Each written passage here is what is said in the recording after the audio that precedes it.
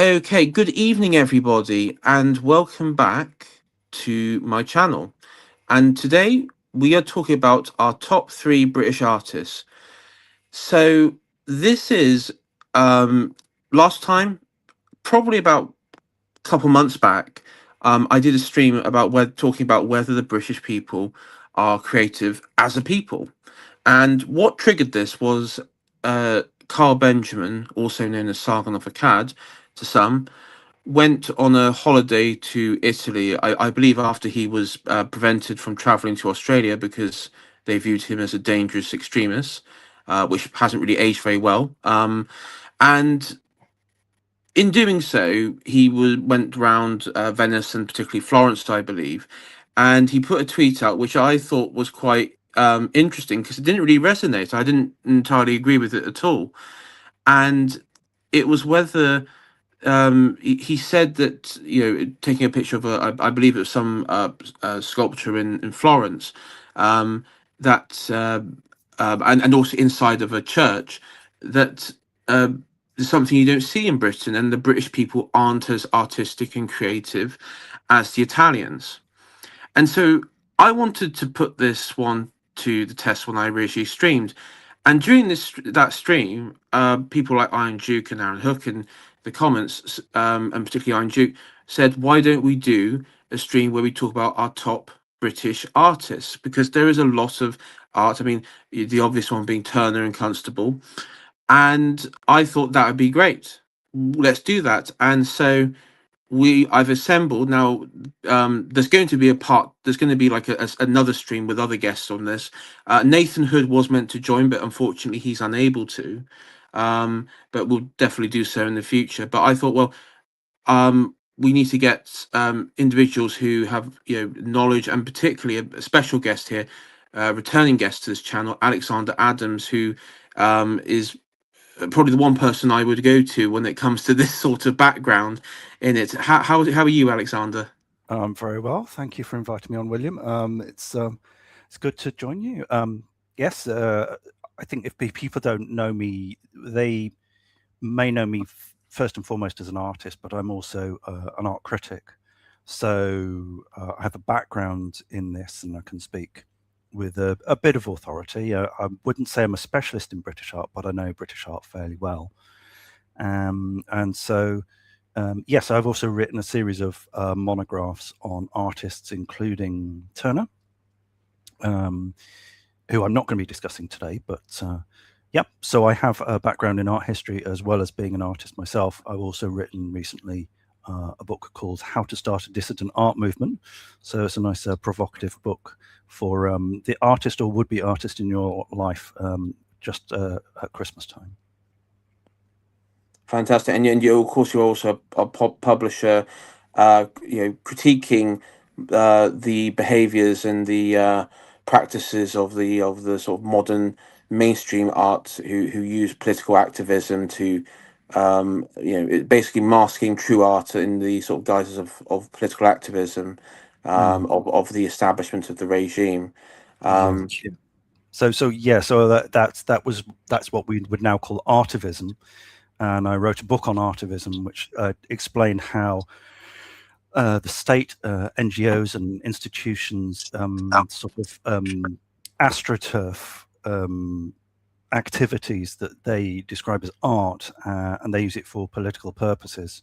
And this is very often used in things like colour revolutions, for example, where they have activists on the ground who are doing sort of community arts projects that are actually quite subversive and linked to the interests of their financial backers.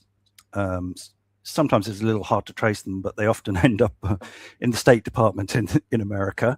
So just to say, keep an eye open on those sort of innocent teachers and English teachers and art activists and community outreach people who just happen to be in these political hotspots at times of revolution. Yeah. Yeah, the CIA wrecked my local my local gallery. I'd be a good title for a book, that actually. Yes. So USAID was sort of busted open by Trump and closed down. Although I'm afraid we'll see lots of money going through other channels, and Open Society don't just do things through the State Department. They do things directly themselves. So anyway, that's a bigger topic for another day, I suggest. Yes, yeah, indeed. And so thank you, Alexander Anderson. I tell you what, compared to us, you are an expert. You are the expert tonight. You're the Thank you. That's putting me on the hot spot. Yes. We also have Aaron Hook. How are you? I'm very well, thank you. Thank you for inviting me on. No worries. I think you were present during my original stream Yes. on this, and as I said, I wanted to get yourself and Iron Duke on, and you know, and I mean, I sort of answered. I'm not going to sort of go back to Carl Benjamin's point really, because he has somewhat backpedaled a bit on the on that tweet, but because and I've also addressed. I think we've addressed the previous point, but tonight really is we're looking at our top 3 British artists.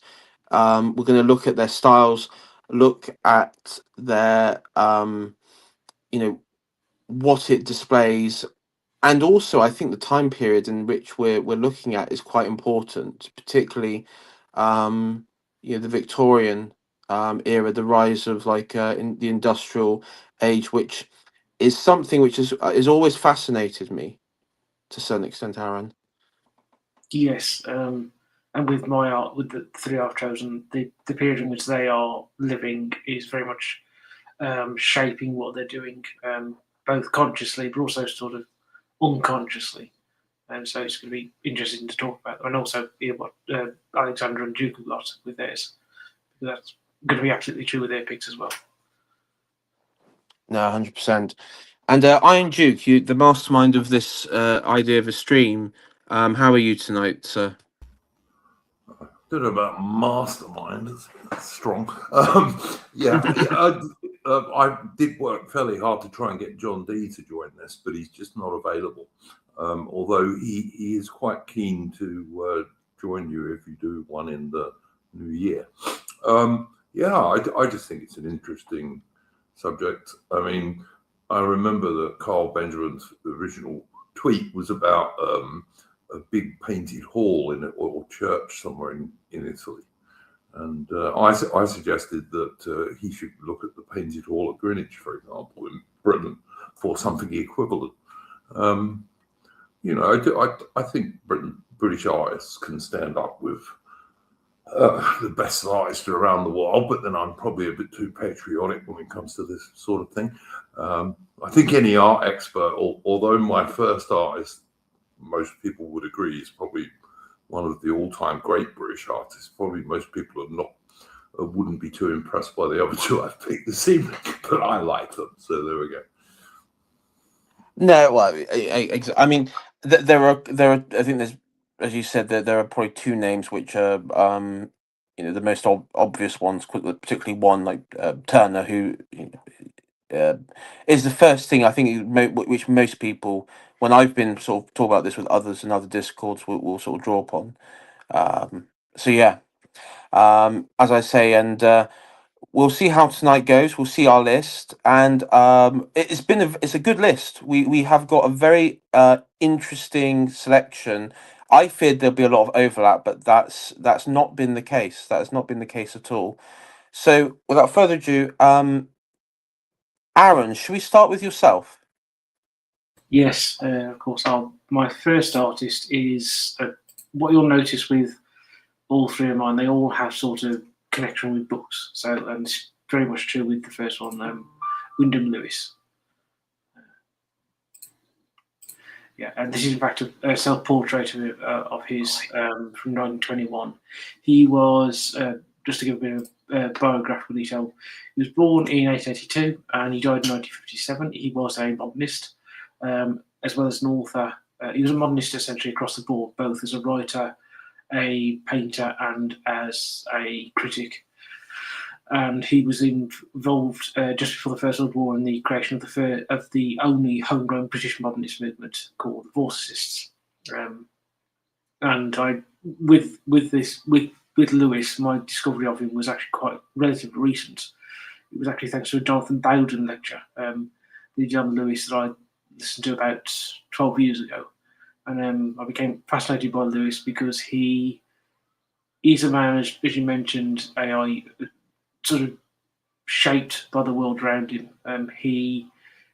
In terms of his backgrounds, he has a rather turbulent background. He was born out of wedlock on his father's boat off the coast of Nova Scotia in a storm, and his father was a former colonel in the Confederate Army, and because he was born off the coast of Nova Scotia, he's technically Canadian, though he grew up in Britain for most of his life, and that sort of turbulent beginning to life he's sort of shot through his art that he's constantly trying to do something new, modern, different. He's tried to, when he's at the stage school in the Edwardian era, he's trying to sort of shake up the establishment of Edwardian sort of art establishment, and he's sort of with vorticism, and then he's wartime painting. He was a wartime artist for the Canadian Army, and then his post-war work, interwar period work, I should say, and he's also doing that with his books as well.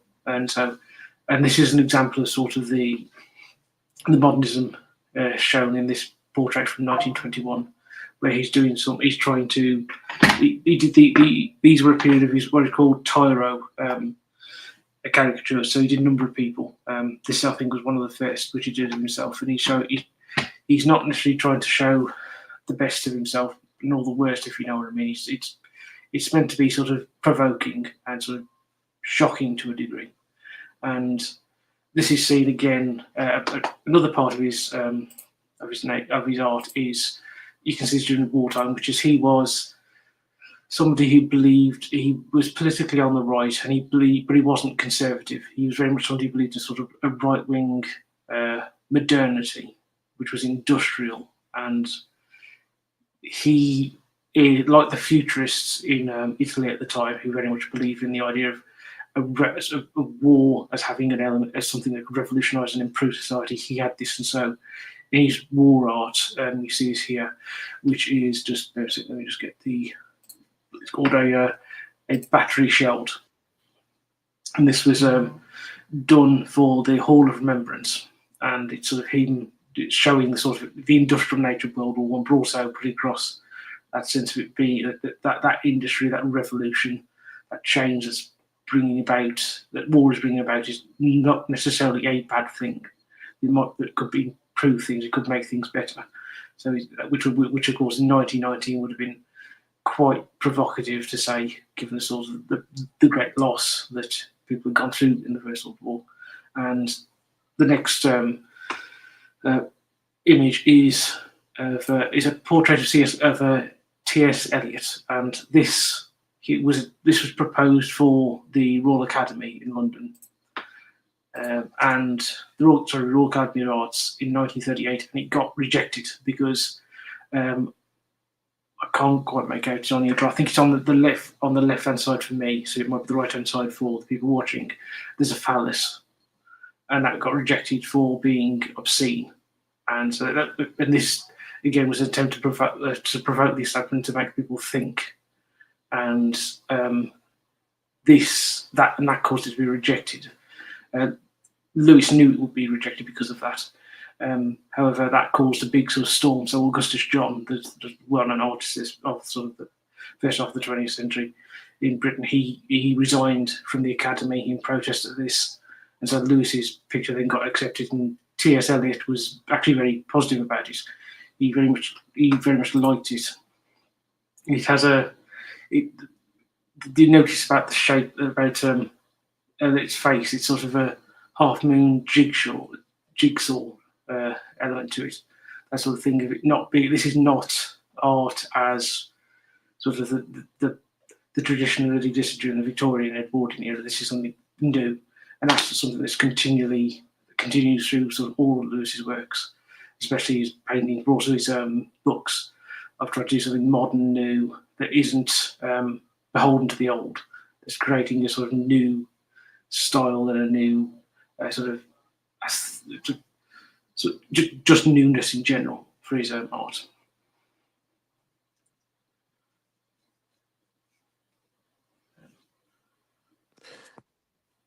Okay, no,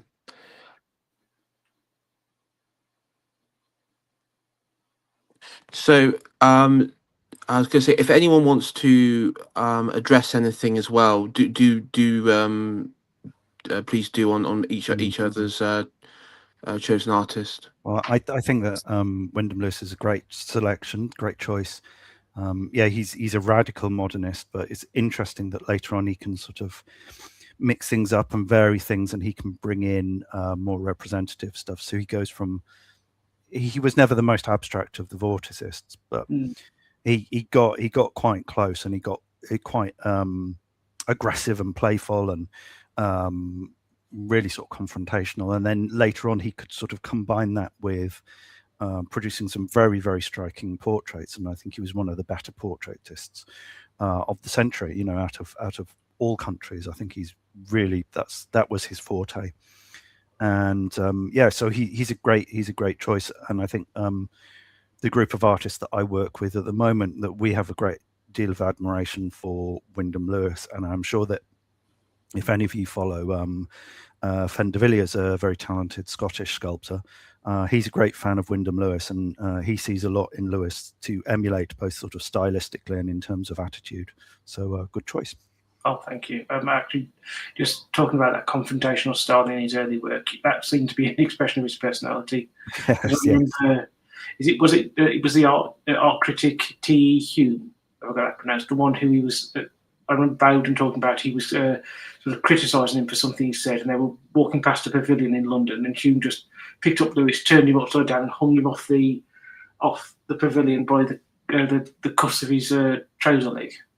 I believe that is the story. People have questioned about whether or not that's possible, because they were both big fellows. Yeah. So there may be a touch of exaggeration, but yeah, they got into a fist fight over a woman, as well as aesthetics, of course. But yeah, so they had clashes for all sorts of reasons. But it was a really exciting time to be in London. So there's like the 1914 group.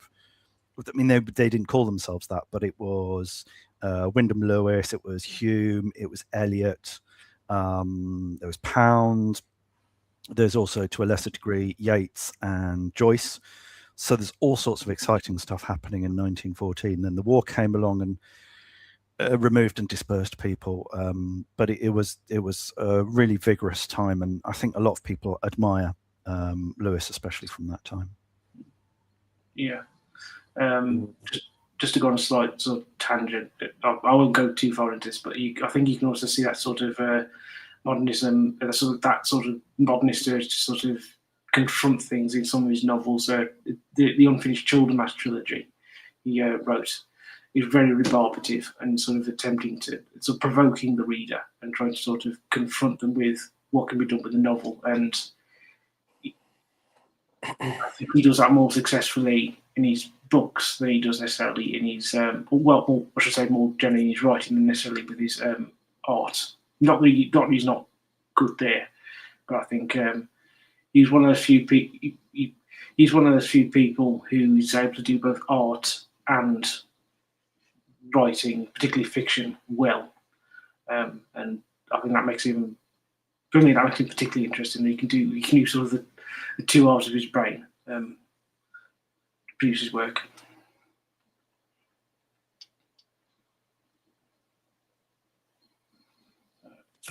I was going to say, sounds like what was the terminology? Cultured thuggery. Yeah. Oh yes. There's another famous one where he was a famous story of him. He was in his studio having his way with Mary Cunard, who was the liner heiress, and they happened to knock an unfinished painting he was doing. This sort of inspired him, and so he sort of kicked her out and gone with the painting.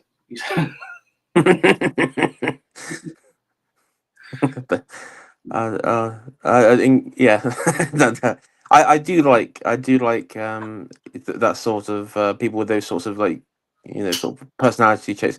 I mean, of course, they are probably largely hated by those around at the time, or didn't regular falling outs and everything. Difficult people, but yeah. Yeah, actually, I remember one artist. I think he was at the Slade School with them. Described him as having the eyes of an unsuccessful rapist, which is a description. Yeah, that's a damning condemnation if I've ever heard one. I would just say the Jonathan Bowden lecture about Wyndham Lewis is worth listening to if you haven't heard it. Yeah. Oh, yeah, absolutely. It's fascinating talk. You get sort of full breadth of Lewis's career, and both the art and writing, and also his non-fiction writing, which he does a lot of literary criticism. So he did a criticism. He did a sort of literary criticism of. It was a book about analysing Shakespeare through Machiavelli, which is, I've heard is very good, but I should say I've not yet read it. Oh, interesting. That'd be a good one for a review.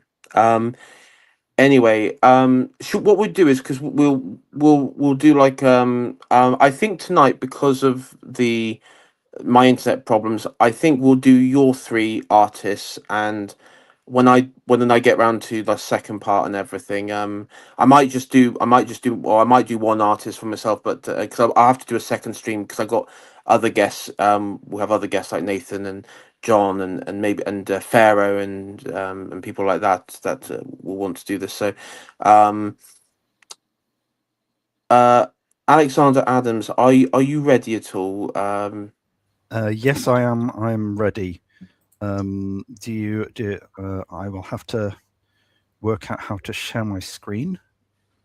How am I going to do that? Or do you do that? I was going to say, I think on the below your screen, because I think you're on your computer. Below your screen, there should be like a box which I think it says share screen. So I would say below the screen. It's a little square box, Alexander, in the middle at the bottom. At the middle. With a Okay, I've got with plus sign in it. If you click that, it will show you. Got it. Right. Yeah. Okay. Right. And then I can bring it up on. Okay. So are you seeing this now? No, I'm not seeing it.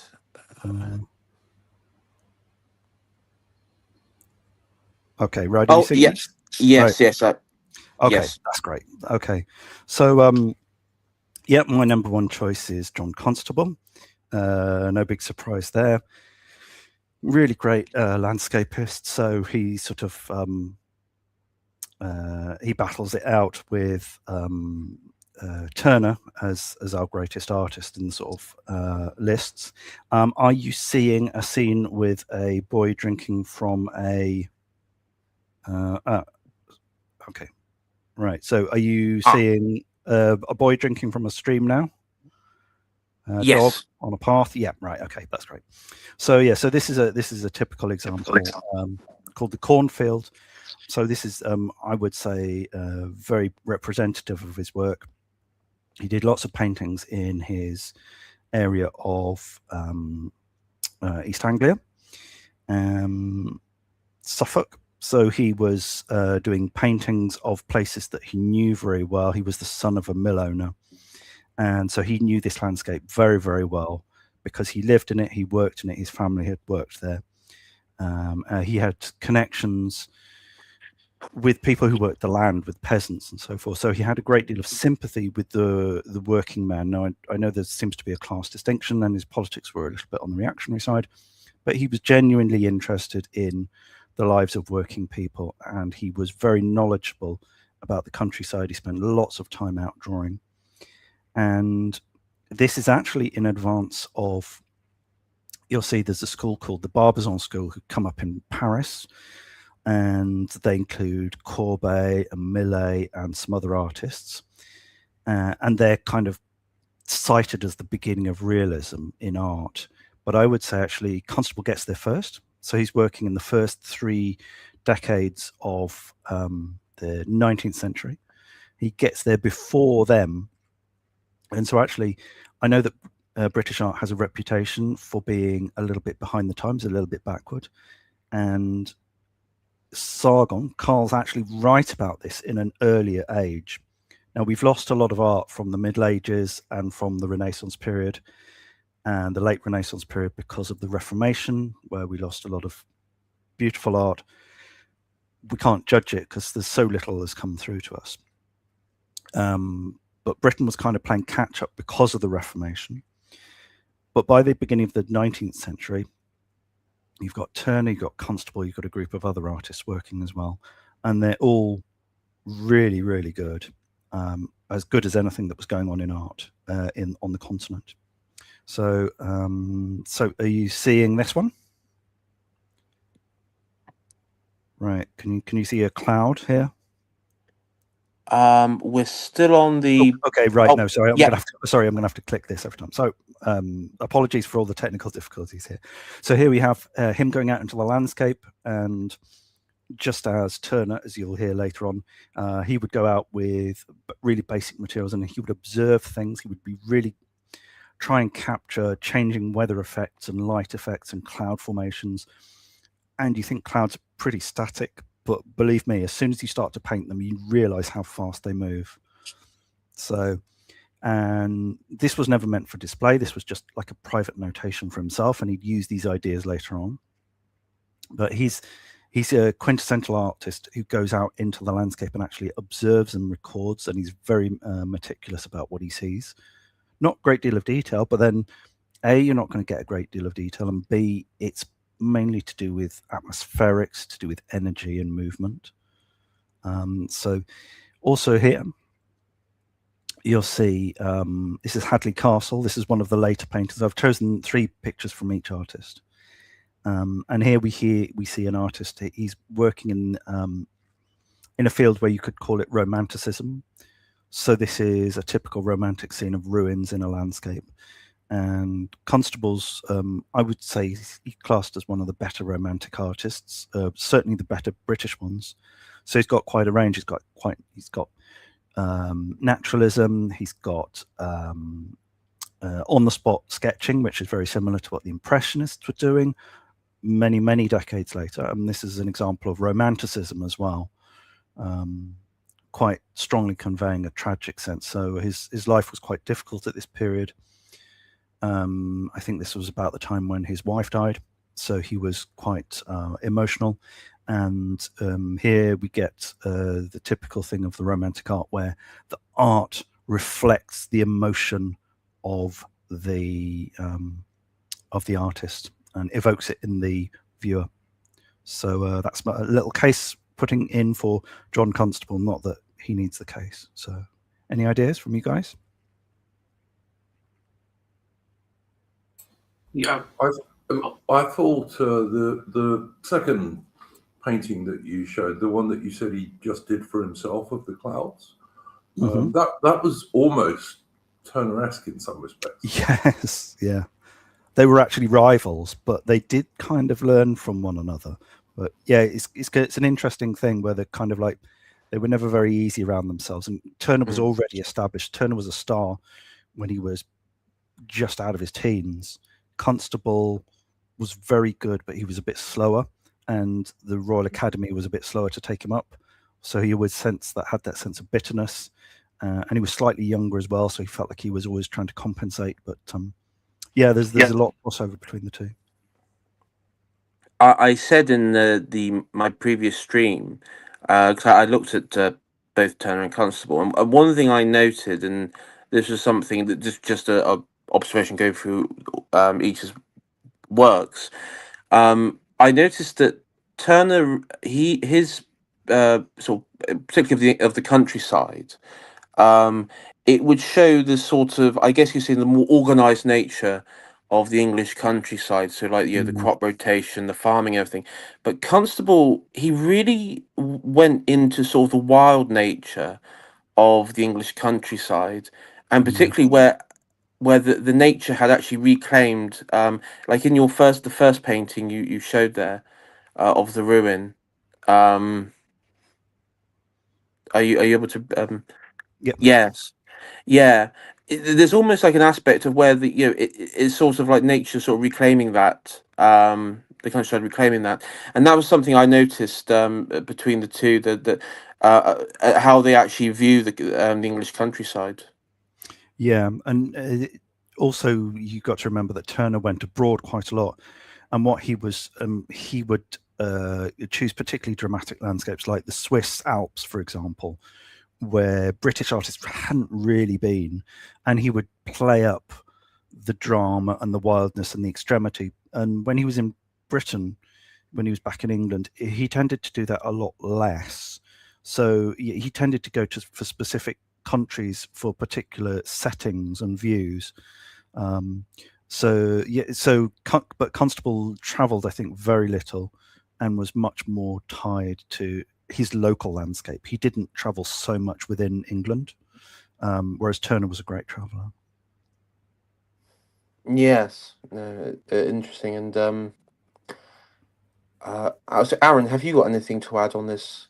Yeah, I'll just on this particular painting about the anti-romanticism. It does. I've forgotten how to. It's David Caspar Friedrich. Is that I've got the name right? Yes. So he was a German painter who was working in what was it? Dresden, I think. Yeah. So and he was painting about this time. Yeah. The reason I bring it up, it reminds me of that famous, because of the clouds and the sort of the sort of advancing or threatening nature of them. Just remind me of the painting of the figure standing on the mountaintop.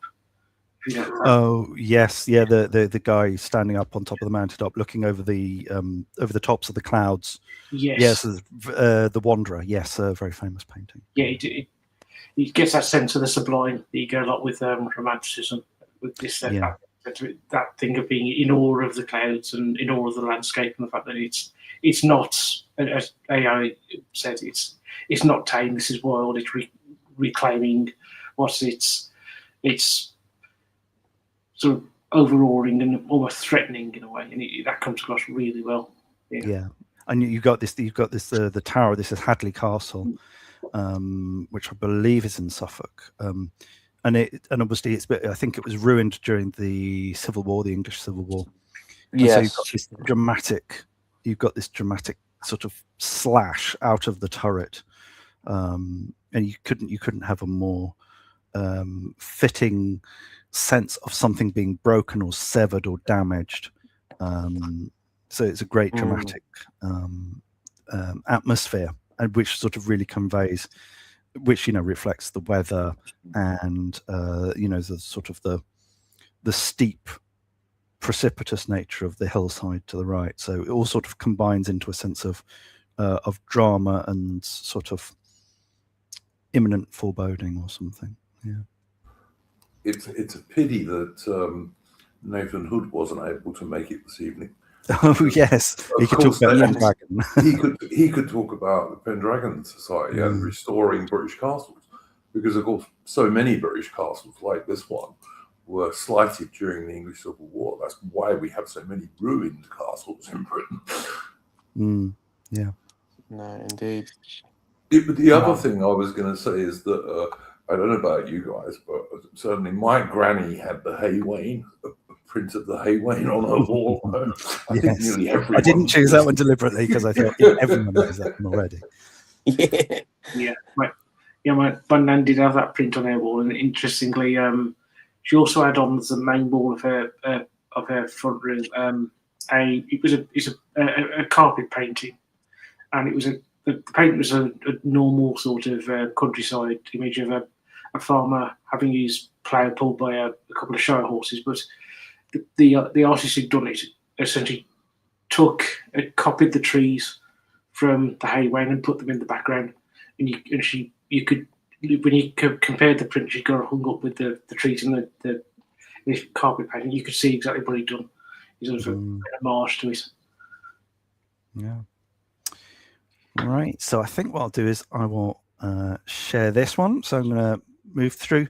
Next artist we've only got 2 pictures for. So this is Richard Dadd, Victorian painter, early Victorian. So what happened was that he came from a relatively prosperous family, I believe, and he trained traditionally, and he went out on a tour of Egypt.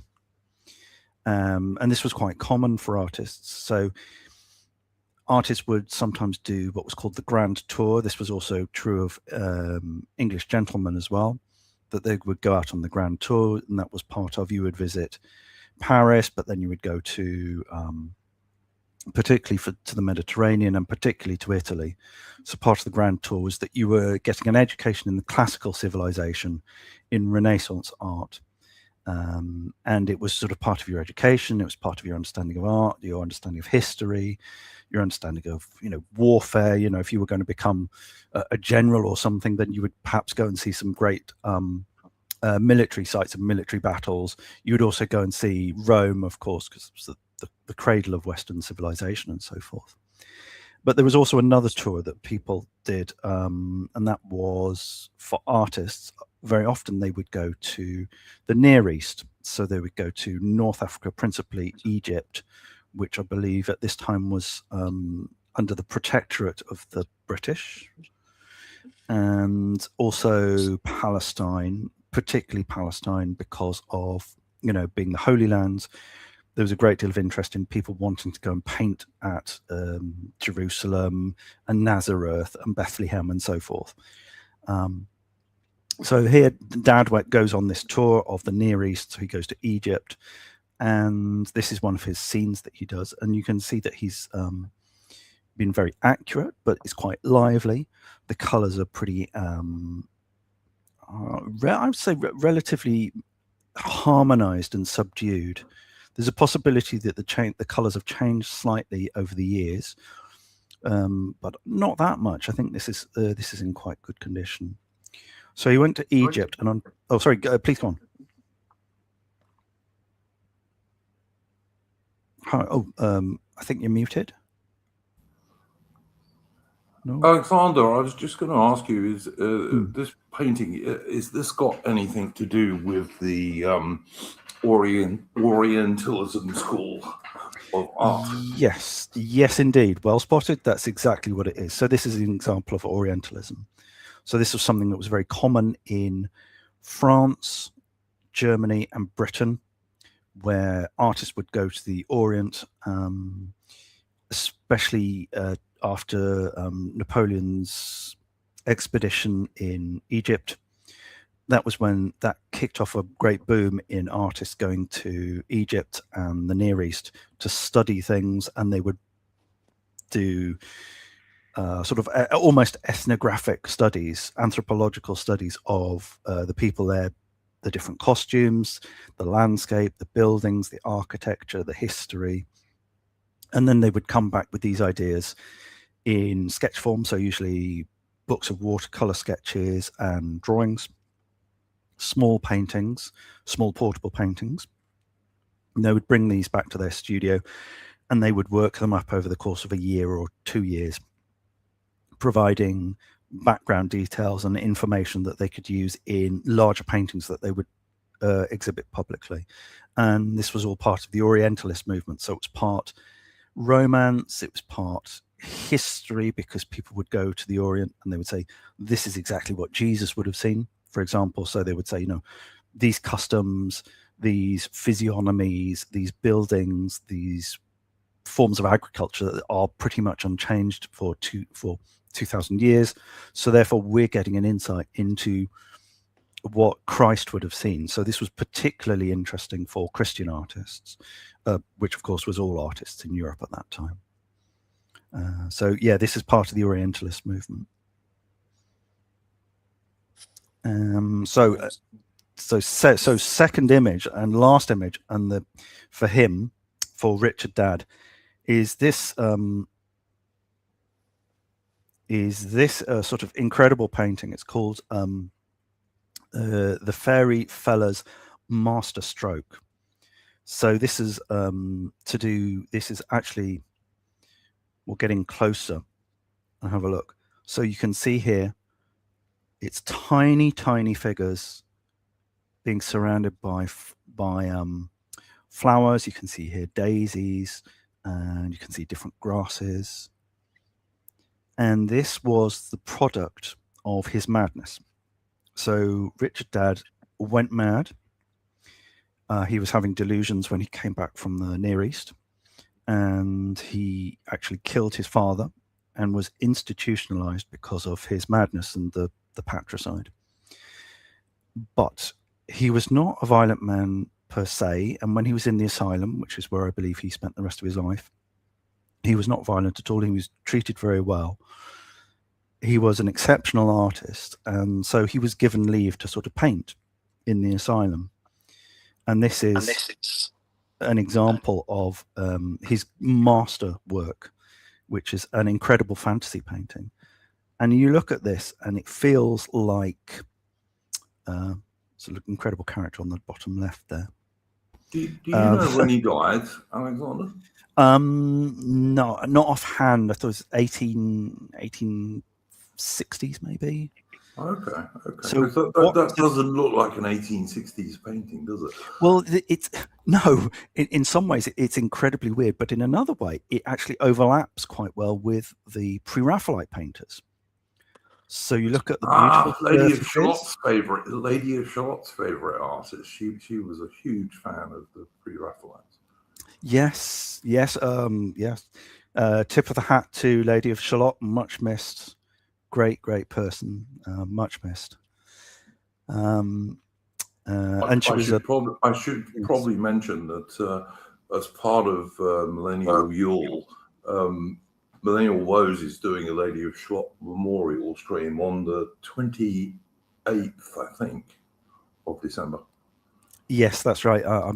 He mentioned it to me in private chat, and I would like to join. I'm not sure if I'll be able to, but yes, I would urge everyone to try and watch that one, because she was very much missed and a great supporter of the arts, and extremely knowledgeable and talented writer, and really committed to all sorts of things that were important to us. So, yeah.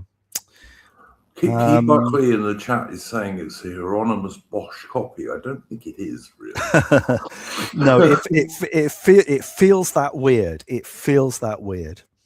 So there is an overlap with the Pre-Raphaelites in terms of the beautiful polished technique, the smooth surfaces. You can't see any brushworks, the coloration, the sense of playfulness and inventiveness and imagination. That overlaps very well with the Pre-Raphaelites, but he was not a Pre-Raphaelite. He was actually I hate to say it, he was an English eccentric. I mean, he was actually a mad, murderous one, but he was an English eccentric. And so this is one of the types that Britain tends to produce or tends to cherish. I'm sure that these types do exist in other countries and other cultures, but we perhaps take them to our hearts a little bit more. So I wanted to give this example because I can't think of anyone similar in European art. I mean, obviously, you see artists like Hieronymus Bosch, who had incredible imagination. But there's a sort of hallucinatory quality to this. You see the amazing detail to this. It's almost like an early Salvador Dali painting. I was just going to say, it feels, it feels like it was centuries, like a good century before its time. Yeah. One thing that's I remember we've been talking about Bowden, but he did actually a talk on sort of like the genius and like the combination of how a sort of genius figure also struggles with madness and is usually hated or overlooked by its contemporaries, but then they have like this sense of creating something well in advance. Like it's not for the people of that time; it's for people of another time, in the future. Yes, it's almost it's almost like it's all sort of, but it's so incredibly strange that nothing else, even later on, comes close to this, because it's got a sort of a peculiar intensity to it that even later fantasy artists don't have. So that I think that makes him stand out. But and I think this is perhaps, obviously we don't really like to psychologize because it tends to explain away things, but this is very definitely allied to his mental instability and this sense of intensity. This painting took years to make. I can't remember how many years. I think it was like sort of 3-4 years, maybe more than 4 years. It's incredibly, because I've been looking at this as well, and it's hard to tell. Like it feels like there's obviously like some sort of narrative in it, but it's so incredibly detailed, but it's also so incredibly chaotic. But at the same time, there is like a sense of order to it. It's sort of like a paradox within itself. It's strange. It's really hard to really describe and explain and fully comprehend. Yes, it's a very peculiar sort of composition. So I think this is something that you see a lot with outsider art, is you see quite a diffuse composition, and this seems quite diffuse. You know that the fairy fella is the guy with the axe in the center, and he's about to strike this nut. He's about to cleave it open, but it is an oddly kind of dispersed thing, and you're seeing lots of detail all over the picture, and it's quite scattered, and it's quite difficult to know where your attention perhaps should be drawn. Now, he was a professional artist. He'd been trained, so he knew how to compose a picture, but here he clearly felt that this was a better way of doing it. And it's that odd diffused character that you find in outsider art that you also find in this picture, which I find kind of compelling because it's also allied to a technique which is absolutely flawless and an imagination which is incredible.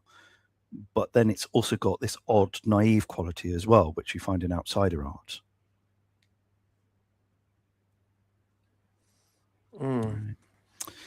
Right, so my final artist is Aubrey Beardsley.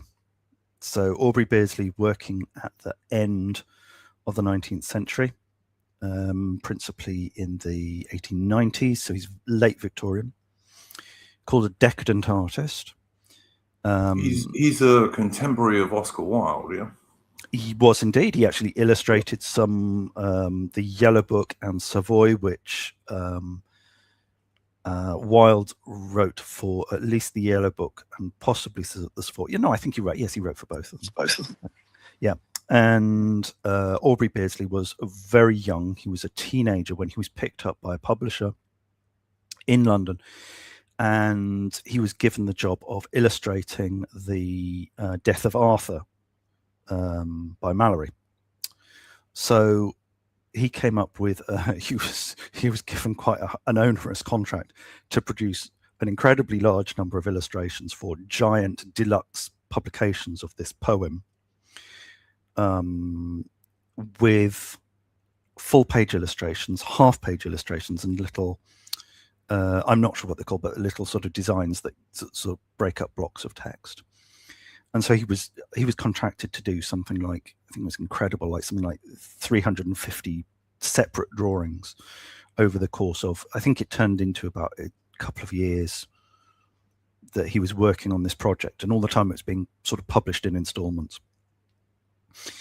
And here you see his arts and crafts type of taking up of English history, English historical illustration and decoration. So you've got the great big borders filled with flower designs and vines, beautiful sort of ornamental approach. Now, this was part of the arts and crafts movement, which was advocated by William Morris and John Ruskin, who I'm sure Ferrer will be, Ferrer is very well informed on Ruskin. And here we have the patterning, the design going into the picture as well. And then, so you can see on her gown. So this is Morgan Le Fay, I suppose, on the left, with her gown, her flowered gown, speaking to Sir Tristram. And you have this sense of the whole ornament, the whole page being locked together in its sense of patterning and ornamentation and the dispersal of flower motifs over the whole surface. And you also see that he's taken up a particularly sort of eccentric form of lettering. Yes, he was also instructed to design the initial letters, which are often quite ornate. So those were part of his commission. So this is a sort of almost a Gesamtkunstwerk, if I can use a German term for this in this English stream, a complete work of art. So the printing, the design, the layout, the typeface were supposed to be integrated and extremely expressive and well thought out and well considered. And this was done when Aubrey Beardsley, I think he was about 18 or something, 18 or 19 when he was doing this. Incredibly talented, very hardworking. And you can see that he has his conception of, this is obviously not a historical work. No one would look at this and mistake this for something that was actually produced in the 15th century by Dürer or one of his compatriots, because it really isn't like that at all. It's a reimagining. And Beardsley here is what he's doing is he's getting interested in Japanese art and illustration from the continent. So this is a fusion. So yeah, so he's an English artist, but he's feeding foreign influences into his art and kind of processing them into an integrated whole. This is much more integrated. So this is the peacock skirt. This is an illustration from a bit later in his career. This is a mid-career work. And you see this beautiful flowing line. So this comes from Japanese art, but he's using it in a way that you'll see the Art Nouveau artists. So if you look at Art Nouveau glass, posters, dressing screens, all sorts of decorative stuff, you'll see that they use this beautiful sort of sinuous flowing line. And this was something that Aubrey Beardsley excelled in and was considered a sensation, not only in England, but across Europe. This was incredibly influential. It got spread all across Europe and into America and so forth. And a whole generation of artists, especially illustrators, but also fine artists too, were carried away and really excited by the drama and the energy and the sinuous beauty and the exquisitely judged ornamentation that you see in Aubrey Beardsley's prints. So this was actually done as a line drawing, and it was translated by a master cutter into a block, and it was printed from that block. So this is based, I'm not sure if this is the original drawing. It may be the original drawing that we're seeing here. He's almost unmistakable in terms of, like, you see an Aubrey Beardsley illustration and you almost never mistake his work for somebody else's, I don't think.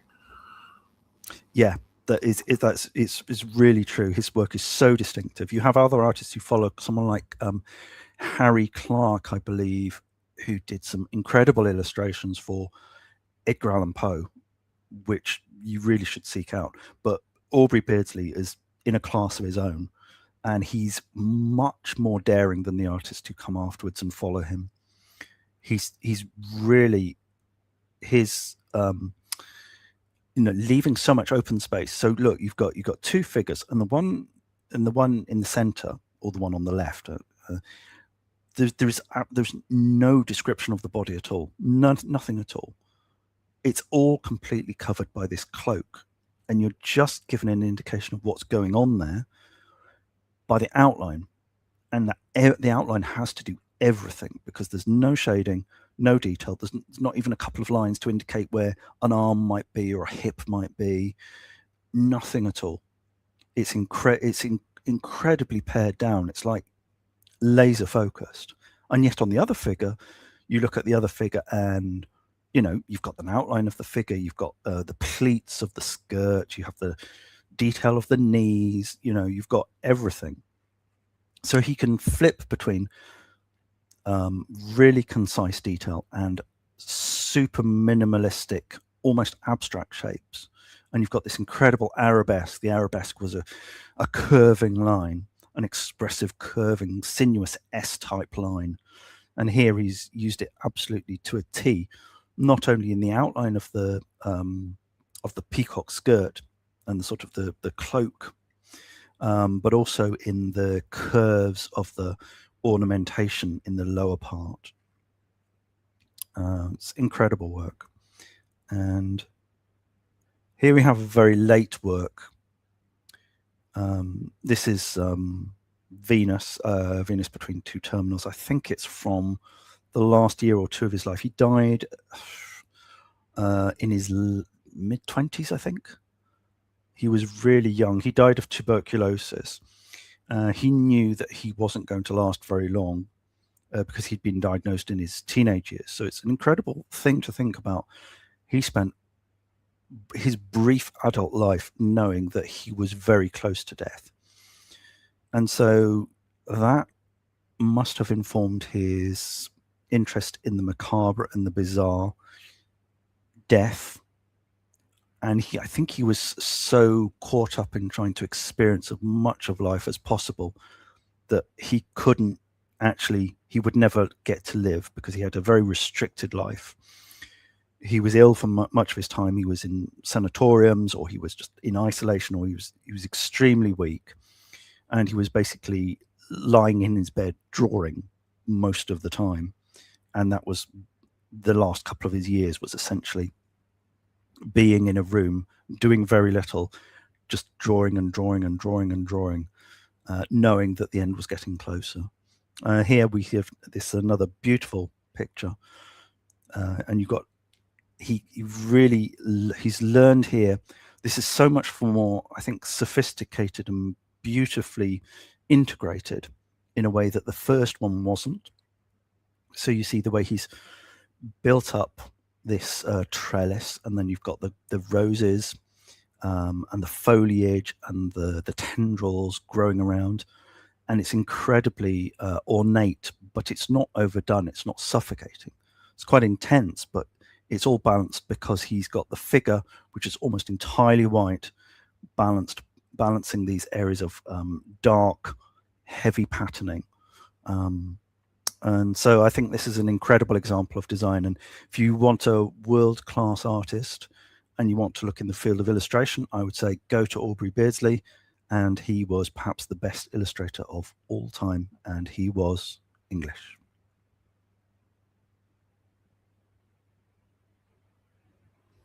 That was a very good presentation. Thank you. And I think with the amount of inspiration, as you said, very short life, but the legacy and the inspiration, and I wouldn't say copies, but like there's definitely been like sort of direct inspiration from many on years and decades later. Yeah, I think and there was also a huge revival of his work in the 1960s as well, and yeah, so he's I think if you're a great artist, you'll come back into a fashion every 30, 40, 50 years forever. No, true, and that's something that some of the artists that we'll be talking about on here, and no doubt in the future, you have that periods where they fall out of fashion and then will come back into fashion again, and vice versa, which is quite interesting. I mean, we have like the heavyweights like Turner and Co, who they're just always present, and but you definitely have these figures that fall out of fashion and come back in. Iron Duke. just to carry on a little minute with Alexander's, as you said, excellent presentation on Beardsley. Beardsley, I mean, Alexander said he was quite daring. I mean, he did some quite risque stuff for Yes. late Victorian and Edwardian England. Like I found out about Beardsley, I don't know, probably 30 years ago.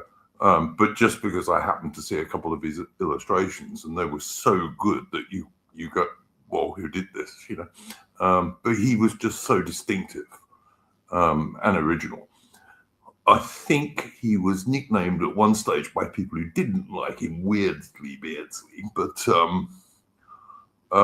yeah, absolutely a very singular artist for sure.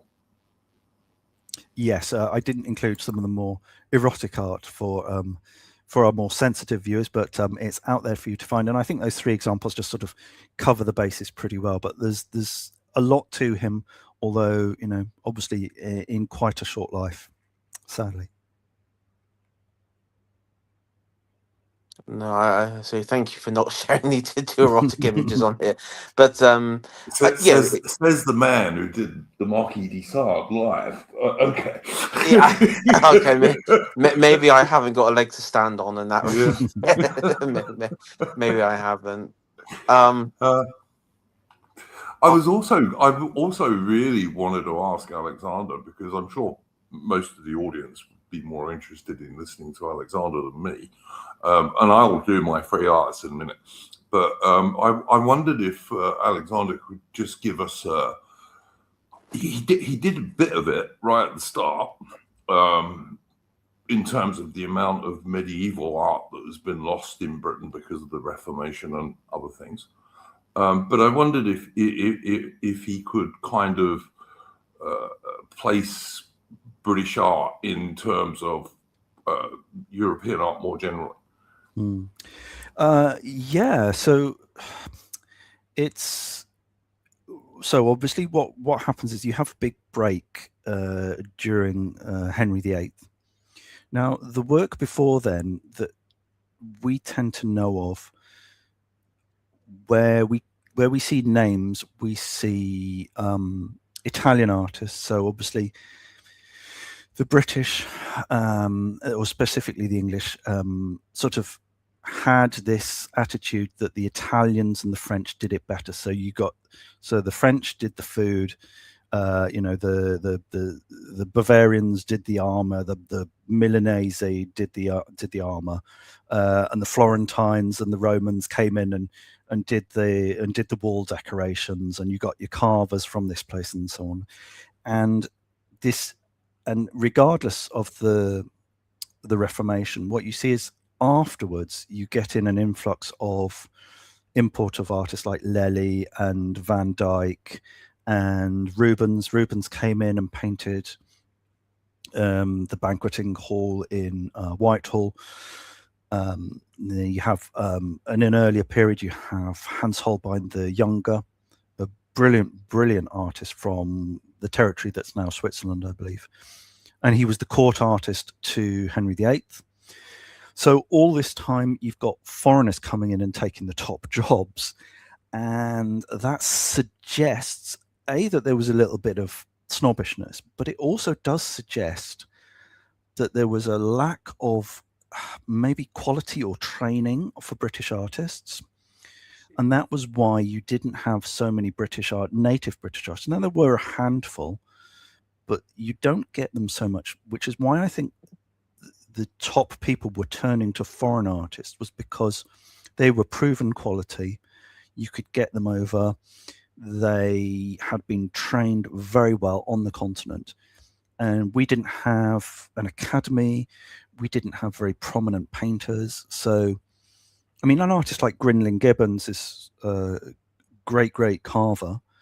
But there's very few native British artists who reach that level. But you think that's probably because of opportunity, not because they didn't have the ability, not because they didn't have the determination or the potential, but simply because we didn't have the training system in. And also, I think we had the patronage. It's like a vicious circle.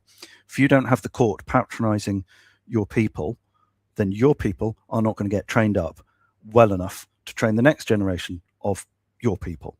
So you're just getting in cycles of foreigners to come in and fill in for jobs that might be taken by talented but untrained native people.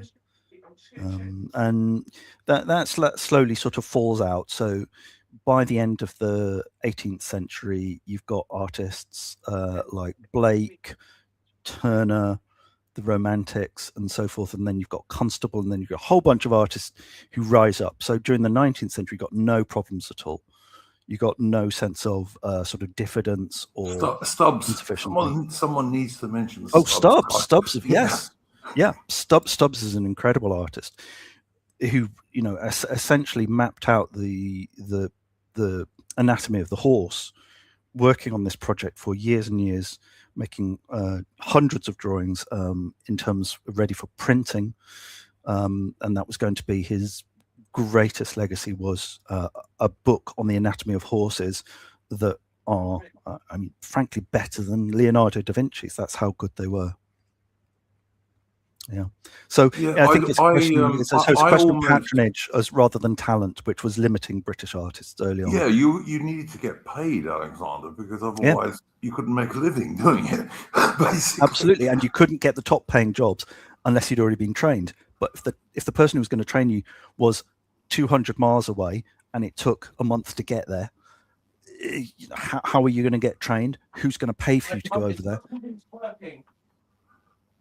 I think somebody pointed out to Carl Benjamin when he made his original post about Italian art that, the thing was, in Italy in those days, in the city-states and what have you, there were lots of patrons for artists.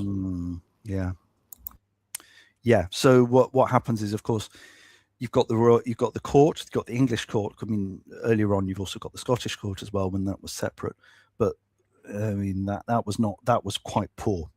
Scotland, Wales, and Ireland were very poor. So there really wasn't money. There really wasn't money to spend much on castles and art and grand decorations. If you don't have the tax income, you don't have the resources to build your palaces, let alone decorate them. So yeah, there's a problem with patronage. I'm not quite sure. I think the problem, because things were centralized in Britain in a way that they weren't in, for example, northern Italy. So Northern Italy, you've got a huge glut of princes, of you also have the cardinals, you have the church as well, patronizing stuff. You have the rise of the bankers. Yep, the rise of the bankers, especially in Siena and Padua and Florence. So the Medicis were a banking family. That's where they got the money from. The Patseys, the famous Patseys, which their name has gone down as the basically being the fall guys of history. So yeah. So what happens is the economy and the distribution of power and the fragmentation of power led to more routes for patronage, more people competing for glory, and also if you have the Catholic religion rather than Protestant religion, the Protestant religion kind of, you were supposed to be restrained, you're supposed to be less showy, there was also, there was restriction on iconography, there was restriction on religious painting. There's a big restriction on religious painting. A huge avenue for not only patronage but for also artistic expression is cut off. So a lot of the English painters, they did not have the opportunities that Catholic painters had. Now, you could say, the Dutch managed. The Dutch managed only once they had a huge economic boom in the 17th century.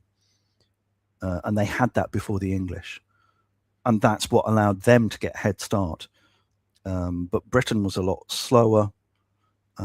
So, I mean, there's all sorts of factors going on. I don't think it's It was the 18th century when Britain got its big economic boom. And as you've already said, Alexander, by then we start to catch up very rapidly. Yeah, absolutely. So you can see that with the Industrial Revolution, you can see the rise of the iron barons, the coal barons, people building railways and so forth, and there's a lot more. And so suddenly there's patrons, because you didn't have cardinals and bishops so much, but you had patrons now who were the magnates, industrial magnates, who were able to afford to commission paintings, and there were more British painters around. By this time, you had the Royal Academy, which was training up artists. So now you've got an internal system. So yeah, it's the end of the 18th century where you see English art step out from under the shadows. One painter I wanted to include, but I couldn't because he's Dutch, really. I wanted to include Lawrence Albert Hadmer because I like his classical paintings of ancient Greece and Rome and stuff like that. But I decided I couldn't really include it because although he became a naturalized British guy, he was really Dutch. Yeah. I really love Sickert, but Sickert was of Danish. His father was Danish, I believe, and he was born in Munich, and he spent a lot of his life training in Paris and lived in Dieppe for most of his time. So I thought, Walter Sickert, yeah. Yeah, Walter Sickert, yeah. Yeah, cool. He's the one who did, what was that painting I know?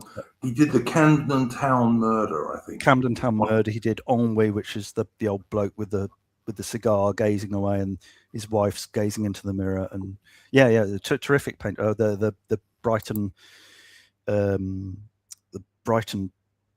the sort of that parade, the sort of parade of people who were performing to half-empty deck chairs.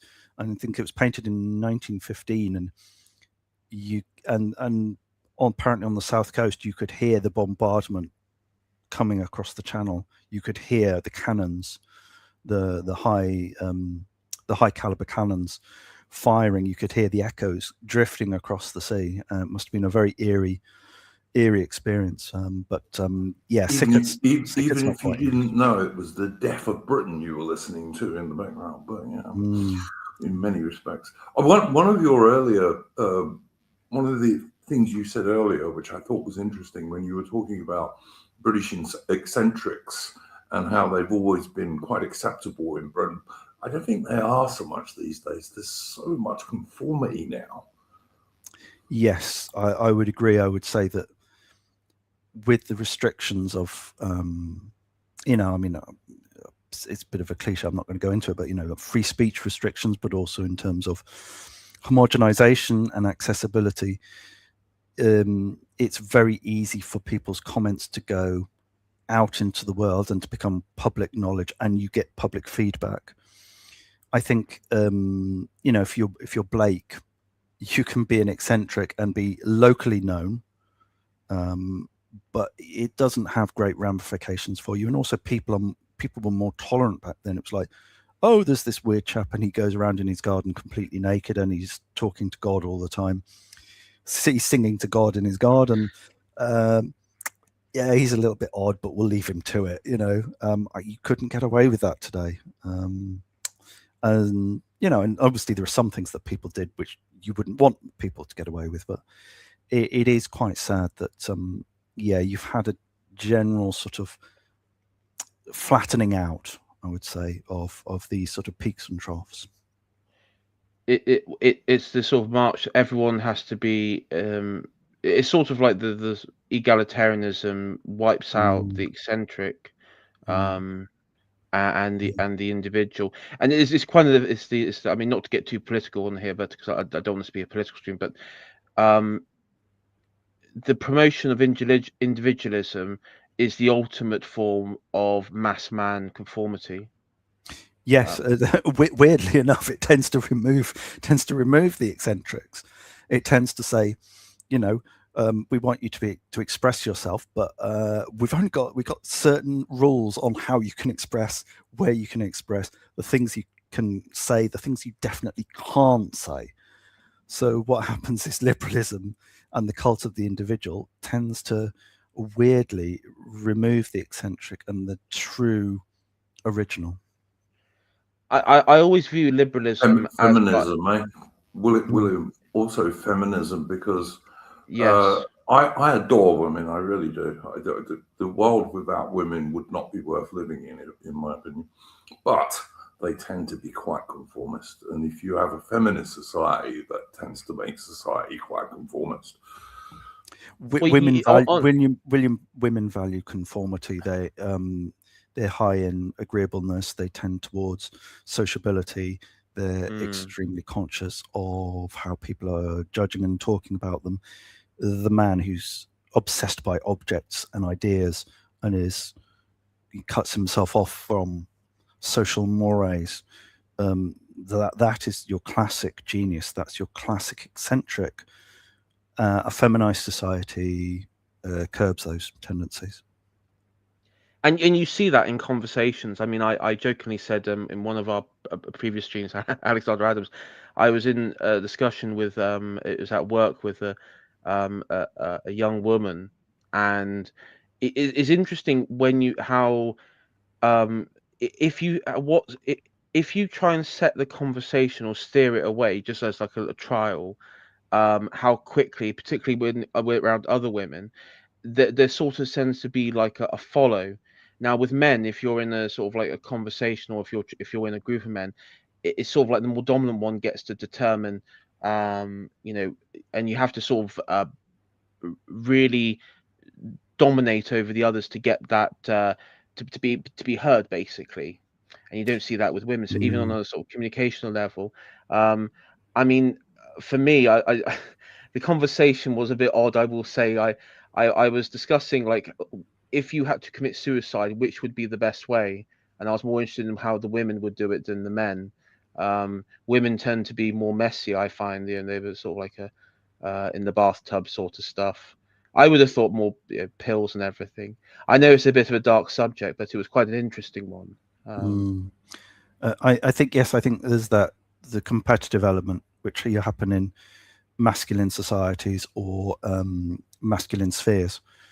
There's naturally you're pushing towards the extreme. You're trying to, I mean, obviously you are trying to impress women because it's a sort of a mating, an aspect of mating, but it's also to do with testing out your ideas. It's to do with competing. It's always, and also collaborating.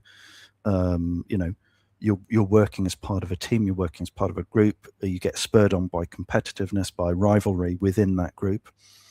And those are all masculine things, and they contribute to the advancement of art, because you're more interested in what's happening in the art than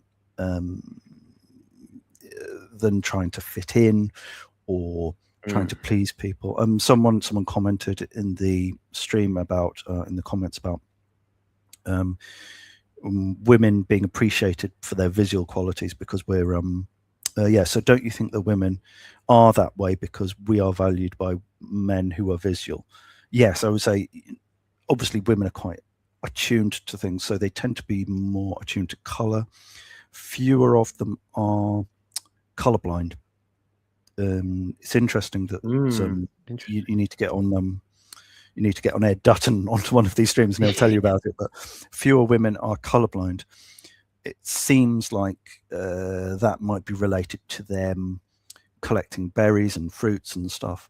So they have to be more attuned to, or natural selection has kind of selected out the women who happen to be colorblind. Yeah, like sort of evolutionary requirement. Yeah, no, you bring home the wrong mushrooms, and your family won't last long. Yes, my wife has banned me from picking mushrooms, so she obviously doesn't trust my visual acuity. Which I have done wild, as my grandmother used to do. The wild mushroom hunter, and even to this day I'm like, is it the orange one? The ones with the orange underside or brown underside that's bad? I can't remember now. You've got to get that one right. You can't get that one wrong. Yeah, I was 50-50 it. 50-50 It's also worth pointing out, I've got a female artist, by the way, as one of my free arts, but just because I like her, but or her subjects anyway. But it's also true. Look at how much great art done by men is of women. So Aubrey Alley is correct in what she says in some respects, because there's loads of great art which features women. Yeah. Yeah, interesting. Andrew, did you want to go ahead with your section? I've actually have got a bit of good news. I managed to in between, and I do apologize for having to do this. I actually had to run downstairs and kick my router into oblivion to get this. I'm back on the computer now somehow. So just out of pure rage, I managed to get back to reality. William, could I please suggest that we get Aaron Hooks first, because he hasn't said very much over the last hour. So, of my artists, only one of them is going to take long. Like Turner, we'll talk about for a bit, I presume, because he's just such a great artist. But yeah, no, the other two probably won't last long. So I wonder if we shouldn't get Aaron to go next. Yeah, okay. Aaron, do you want to go ahead? Yeah. And carry on with yours. Yeah, of course. Just a second. So, next one is somebody who's more known for his artwork on for book illustrations and particularly covers than he is for his art in general. So it's Edward Ardizone. I think that's how his surname is pronounced. He was born 1900, died 1979. His father was French, but his mother was English, and he was raised in England from the age of 5 onwards. He very much felt British, so much so that in 1918 he tried to join the British Army immediately after leaving school, but he was rejected. This portrait is not by him; it's by another artist called Henry Carr, and this shows his time during the Second World War as an official war artist. And I first sort of was introduced to his art through his book covers, particularly this Stig of the Dog. That's not a very good image of it, but that's the very famous penguin. I think it's puffin. Cover, and of that book, and it's been reprinted over the years on various covers. And another one that I saw in terms of his illustrated art, book illustrations, was. This is for H.G. Bates, my Uncle Silas. And his artwork is very much sort of defined, both in his book illustrations and his more general artwork, by sort of gentleness and portraying the less, shall we say, exciting side of life. He's very much covering sort of ordinary sort of scenes, even within the book. So here you've got Silas and his nephew, and this is a scene just describing. This appeared on the front cover of the edition in 1939. Of just as happens in the book, Silas is recounting one of his somewhat tall tales to his nephew, great nephew, and so you got this sense of sort of it's very sort of gentle, very sort of it's very folk art in a way, sort of folkloric, if that makes if you can understand me with that. And he was very much he won the Kate Greenaway Medal. It was the inaugural winner of that from the Library Association for his book. However, he's mostly well known for that, but he did do sort of a lot of watercolors in his life, particularly one during the Second World War. And again, like with his illustrations for the books, he would do in his art for his wartime work. He would cover war, but that's Egypt. That's Egypt, isn't it? Cairo, 19. It's called, the picture in question is called "Arrival in Cairo, 1942," and these are very typical of his sort of war work, where he would show military life, but he wouldn't be the battle scenes. It would be sort of the sort of day-to-day routine of army life, and his aim was very much to, as with all war artists during the Second World War on the British side, was to sort of boost morale. And so he did this by showing sort of the ordinary life of a soldier and also showing the humorous side to it. And you sort of see this best in the next image. Let me just get it. So here we have, this is from 1940, called The Phony War, and it's sort of showing. He did a series of watercolours here about sort of the British expeditionary force in France just before the German invasion, and showing the incongruity of sort of French sort of life going on, and you've got the British soldiers there, sort of being a bit fish out of water, as it were, and they really are good. And then there's also a sort of element of humour, as you can see, with the soldiers drinking, and there's particularly in this one, which is called. Let me just find the exact name. This is called War in Maida Vale. There's life in the old dogs yet, and so obviously you have Home Guardsmen admiring the young woman walking past. That's another sort of element of these paintings, of his war art, sort of humour, of showing the funnier side of things. I've noticed the rifle is positioned, and it was in that documentary They Shall Not Grow Old that there's a couple scenes in. I know that's in the First World War. This was the second, but in that they used representations of rifles to represent their yes. Yeah. And I do wonder if the way it's pointed towards the lady, if there's as they say in that American film, William, this is my rifle, this is my gun. a gun. Yeah, I think there certainly is something in that, and I do wonder with sort of particularly images like this if he was influenced by the sort of postcards culture that you had in Britain at the time, sort of the Salisbury postcards, so particularly I've forgotten the name of the artist now, the one who did the famous sort of stick of rock cock, which shows a man with a very large a stick of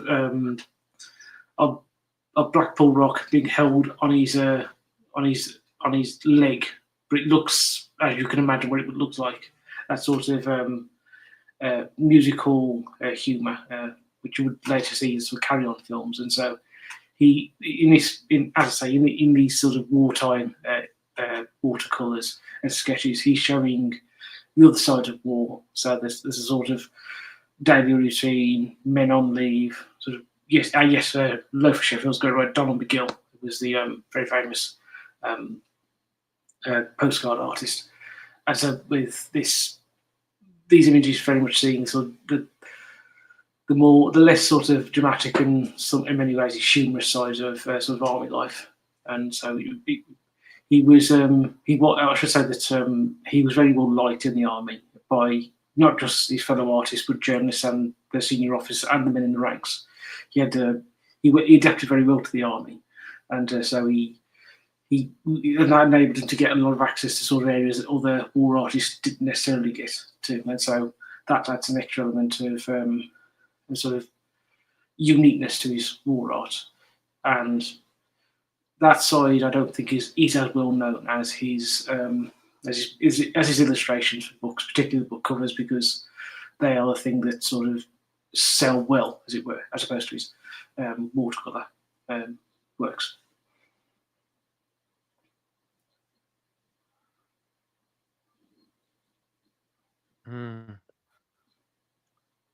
Does anyone want to add anything to this?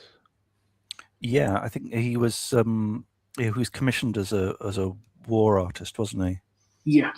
Yeah, I think you find it's quite a lot of really talented artists were picked up by the War Department, and partly that was because it's people like Kenneth Clark and so forth, basically saving their artist friends from the draft, and getting them out of frontline combat. And I think Artesone is one of the best artists. Obviously, he's an illustrator at heart, and the other artists who worked for the War Department were mainly fine artists. But I think it's really interesting to have an artist with that sort of eye, that sort of satirical eye, who's actually being, paid to go out on the scene and to document the life of soldiers and civilians. I think it's a good choice. Yeah, so there's actually an interesting connection with another war artist that appeared, because in the post-war era, he got commissioned to do some illustrations for the Titus Groans books by Mervyn Peake. And of course, did he? yeah, Oh, that's yeah. peculiar because Peake himself, I think Yes, he yeah, did illustrations himself for the books. Yeah, Yeah. that's an interesting choice. Yeah. yeah. And so you got that one. Yeah, it's a really fascinating one, and actually just going to this one with Monk Silas, H.G. Bates would do sort of written work during the Second World War. Interesting, doing sort of the writing side of that sort of being the sort of written side of the art, war art, I think as well. So it's interesting there that could cross over, even though that took place before the Second World War. That one, Aaron, almost reminds me of a illustration in The Wind in the Willows. Yes. I don't know who did those, but it just reminds me of, like, they could easily be like Ratty or Mole or whatever, you know. Oh yeah, I think that might have, I can't remember. I don't know if Kenneth Grahame did it himself, but I think there was influence there, and also I think influence from on Dezzoni's work, on Dezzoni's work on from E.H. Shepard, who famously did the illustrations for Winnie the Pooh. So I think that is another element as well. Yeah. No, that one is interesting. I thought your artist might be book related. Yeah. Of course, I can't think of anything more to say on. Well, one other thing, Aaron, just while I think of it, and it was actually Alexander who made me think of this when he was talking about Kenneth Clark saving artists from the draft. There's one or two British Second World War poets and writers who were not saved from the draft, but who did actually write some stuff during the war, who were killed, I would happily do a book stream review on. There's one or two of these guys. One guy I'm thinking of in particular was a tank officer in the Middle East and wrote an excellent book about that. But he was also a pretty good poet. Not that I'm any judge, but people who understand such things tell me he was a pretty good poet. But yeah, we should look at that. Oh, absolutely, I'll be up for that. Yeah, and it's also just there's an interesting one. This is technically to do with writers, but and comedy writers. If you look at sort of post-war British comedy, particularly BBC comedy, it is from pretty much 1953 up until the mid sort of 1970s, dominated by men who got their start in film as well, start in ENSA, the Army Entertainment Service. So you get the goons from that, Tommy Cooper, and you get various other sort of artists. So Tony Hancock, even though he is not officially a part of it because he's too young, he's involved in that in the late stages of the war, performing in front of troops. Keith Williams as well. So a lot of sort of. I'm so old, Aaron, that I actually remember Tommy Cooper and Tony Hancock from when I was a very small boy. But yes. Yeah, and so it is interesting how a lot of sort of post-war arts, the arts in general, so artists, writers, comedy, music, who sort of come to dominate things in sort of the immediate post-war era, are all men who sort of got their start in very much in either got their start in World War II or sort of how to put this sort of drawn more into sort of the arts than they initially had been pre-war.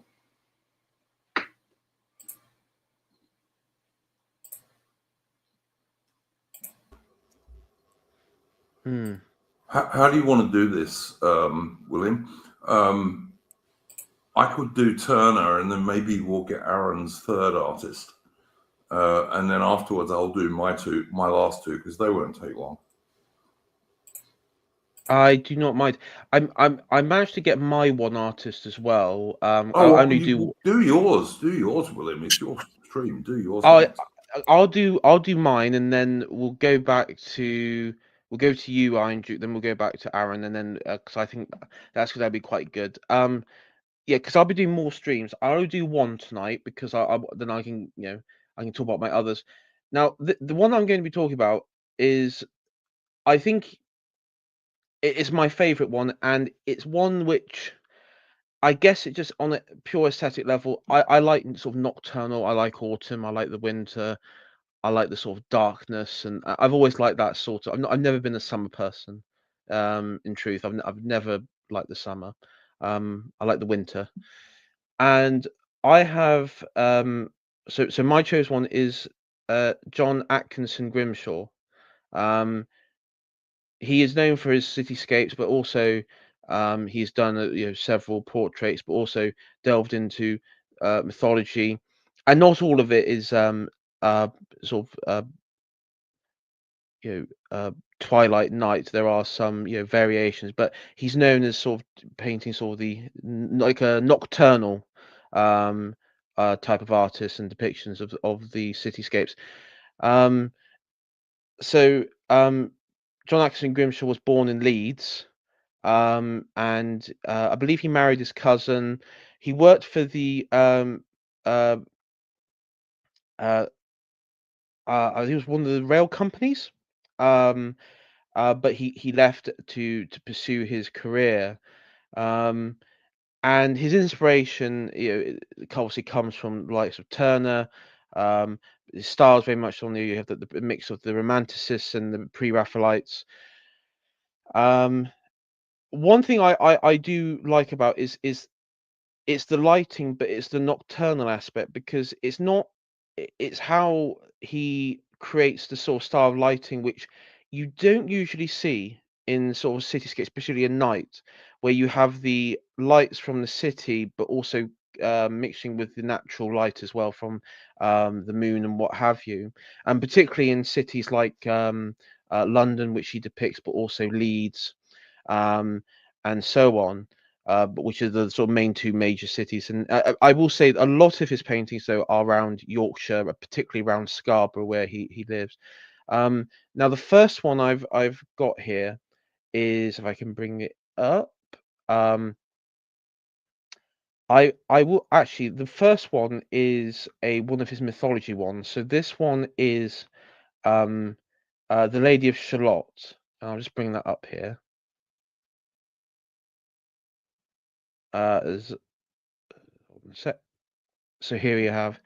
So this, of course, is one of his sort of nocturnal types, maybe evening, twilight, and for me, it's sort of the brown, the orange, the colors, the lighting, the reflecting off um, the river, the dress, the of her face and everything. I think is um, pretty detailed and incredible, and actually quite incredible um sort of style that he goes on there, particularly that fact that he's all known for his cityscapes type of paintings.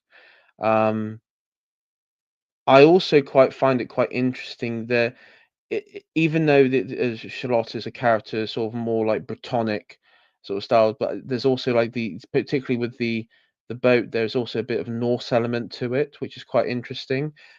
Even though the dragon itself is more of a Celtic thing, but it's a bit of a mix between the two. Um, and you've got a sort of what appears to be some sort of a city in the background, so it's sort of um, it's also more like a recreation of a painting of a recreation of Lady Shalott. And I was going to say, has anyone got anything to add to this one? I'll try and sort of speed run this a bit. No, I mean, I think that's a good summary. I think,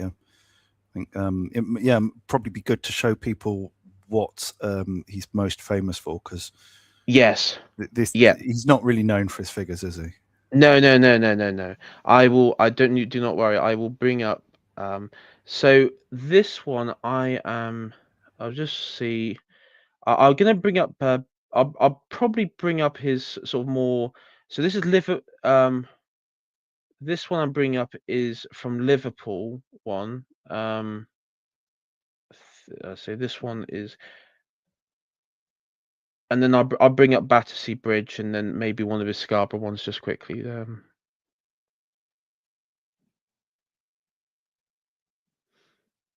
Yeah, so this is this is like a nocturnal. So this is Liverpool from Rapping, and this That one I know. That one I've seen, and it's good.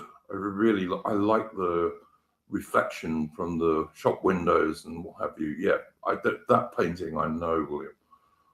Yeah, and there's yes, he very similar. There's very similar, but what I particularly like about it is you have the reflections, you have obviously the wet surface on the ground, you have the sort of smog, I guess what you would call smog, or element of a sort of Victorian city at this point. But the lighting itself from the shops illuminates the sort of ground level, and then of course you have the twilight of the sky, the shadows on the people there, and the sort of realism in this, which is what it really is. I actually find it a very, very incredible bit of work, and this is what I really like about him is he paints these points in time of the day where you have this sort of changing of lighting, of where you go from sort of evening, dusk, and the sort of change in sort of atmosphere and lighting, and he depicts this, and particularly in the more complexity of cities, where you have smog, where you have the lighting from natural lighting, but also the man-made lighting from buildings, and also The rosy glow of the gas lights. and the gas. Yes, It's totally different light to what you would get today from buildings, and of course all the masts of the ships on the left hand side of the painting as well. yes, and as Key Buckley says, like a photograph, and his work is. I mean, the style of it is reflective of that, and that is very much sort of like your imitations of that, but it is also um, sort of still true to its form of contemporary form at this time.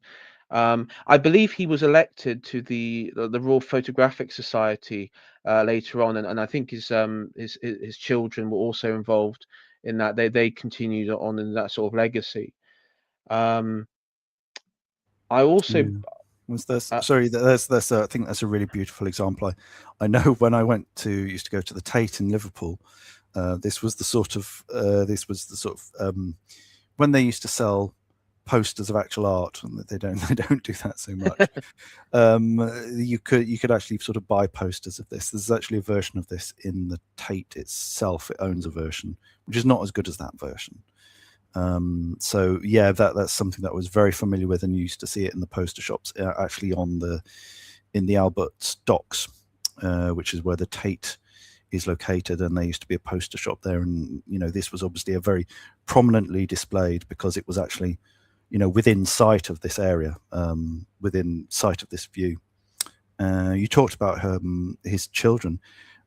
Curiously enough, and I didn't know, well, actually I should have looked at the list, I would have known that you were going to choose Grimshaw, but I actually went to college with his great granddaughter, I believe. Oh wow! Yeah, so I know one of his descendants, or I knew her at college, so we both studied art together. Yeah. No, that's quite. I said that's quite interesting. When I did my research, there does seem to be like a long line of family, not just in the sons, but daughters and grandchildren as well, which is quite interesting. Because her father was the architect who designed the Waterloo International, the station that briefly functioned in 1990s as the international station for London before it was replaced by St Pancras. Oh, interesting! I did not know. He was a very prominent figure in the RA at the time. That's Nicholas Grimshaw, the architect. Right. Interesting. This is another one. This is again. This is one. There's this one. There's another one which is all competing as my favorite, but this is the Evening, Whitby Harbour again. And when I was looking at this one, there was somebody when I was doing my sort of research into this one, I was looking at what other people have like put, and it's one of the best descriptions is that it feels like a sort of like someone described like dreamcore, like it's like a very dreamy sort of style of evening of lighting, where the lighting itself is somewhat like sort of like a fairy tale, uh, but also familiar. It's something which is unusual, odd, but familiar. In some ways, not realistic, but also realistic. And they couldn't really um, put a word to it, but so that's something I do. I sort of it's this very odd lighting, which is something that's familiar about it, but yet very, very odd and not natural. Um, in some of the particularly like some of these depictions, and I know that he has done some um you know depictions of fairies and other mythological beings and such in his work, and I think some of that style has played a part in more of his cityscapes and the harbor um paintings. um Though this one, I think the next one will be a bit more grounded in one. And this one is uh, bring up here a sec. Uh, Let me, if I here we go. So this one is reflections on the River Thames. I think this one for me, it is my personal favourite. Obviously, being the capital. Um, it's the clouds, it's the lighting, it's the reflection, it's the stillness of the Thames. Um, of course, this is at a time, um, London being the capital of the empire, where this is a time when the Thames is very busy with shipping, very busy daily, and so this is kind of like this sort of calm quietness in the night of Victorian London, and of course the Palace of Westminster in the background, people going about. Um, a lot of this painting, of course, is in winter. You can see with a lot of the trees in his other works as well that this quite clearly in the late autumn winter period as well, and people's clothing, as you see there, sort of more attuned to that sort of weather. But it's the lighting there. And I know Turner and everything, and but for me there is something uniquely special about the way that he depicts sort of more like the closest thing you could ever describe to photographic realism, in my view, in a lot of his work. Yeah, I agree. I think he's the greatest painter of. Well, I think there are two great painters of the nocturne. So one of them would be Grimshaw. The other one would be Joseph Wright of Derby, who I don't believe any of us have chosen, but he's an astonishing painter, a painter of the Industrial Revolution. There's going to be a big, I think the exhibition may already have started. I'm not sure about that. I should have checked this out. I'll check this out now. Joseph Wright of Derby. So he did paintings of forges in the Midlands, North Midlands, where you had smithies, and you also had the famous painting of the bird in the vacuum chamber with the famous dramatic lighting. So Wright of Derby is also a great painter of the nocturnal scene. So I'd recommend people look up Joseph Wright as well as looking up more Grimshaw. No, that interesting. I mean that I need to have a look at. I'll have a look at his work later on. But as I say, I mean, I am a fan of the nocturnal scene, and I think I mean not just because of its complexity, but just I think that we talk about depictions of darkness as forms of foreboding in a lot of artists and their work, and I think there is an element of beauty in darkness, and particularly in the city sort of scape darkness and the coldness of this, which is we talk about sort of these artists being quite, I won't say risky, but going against the grain, going against convention. Constable and Turner, and this is not to do them down, but a lot of their painting is depicting summer. It's depicting energy, life, nature, all rolled into one. This is just absolute life, growing and all that.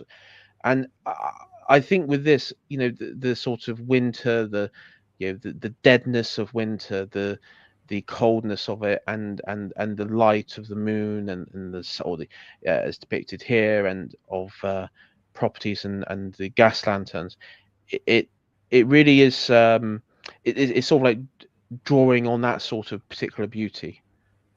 I agree. I think he's one of the great painters of winter and autumn and rain. One of the great painters of that. I've looked it up, and apparently the Joseph Wright of Derby exhibition at the National Gallery in London is open until May. So I would urge people to drop in there if they are going to London, going to be in London during that time. Oh, there we go. Yeah, if you're in London, you drop in there. Definitely have a look.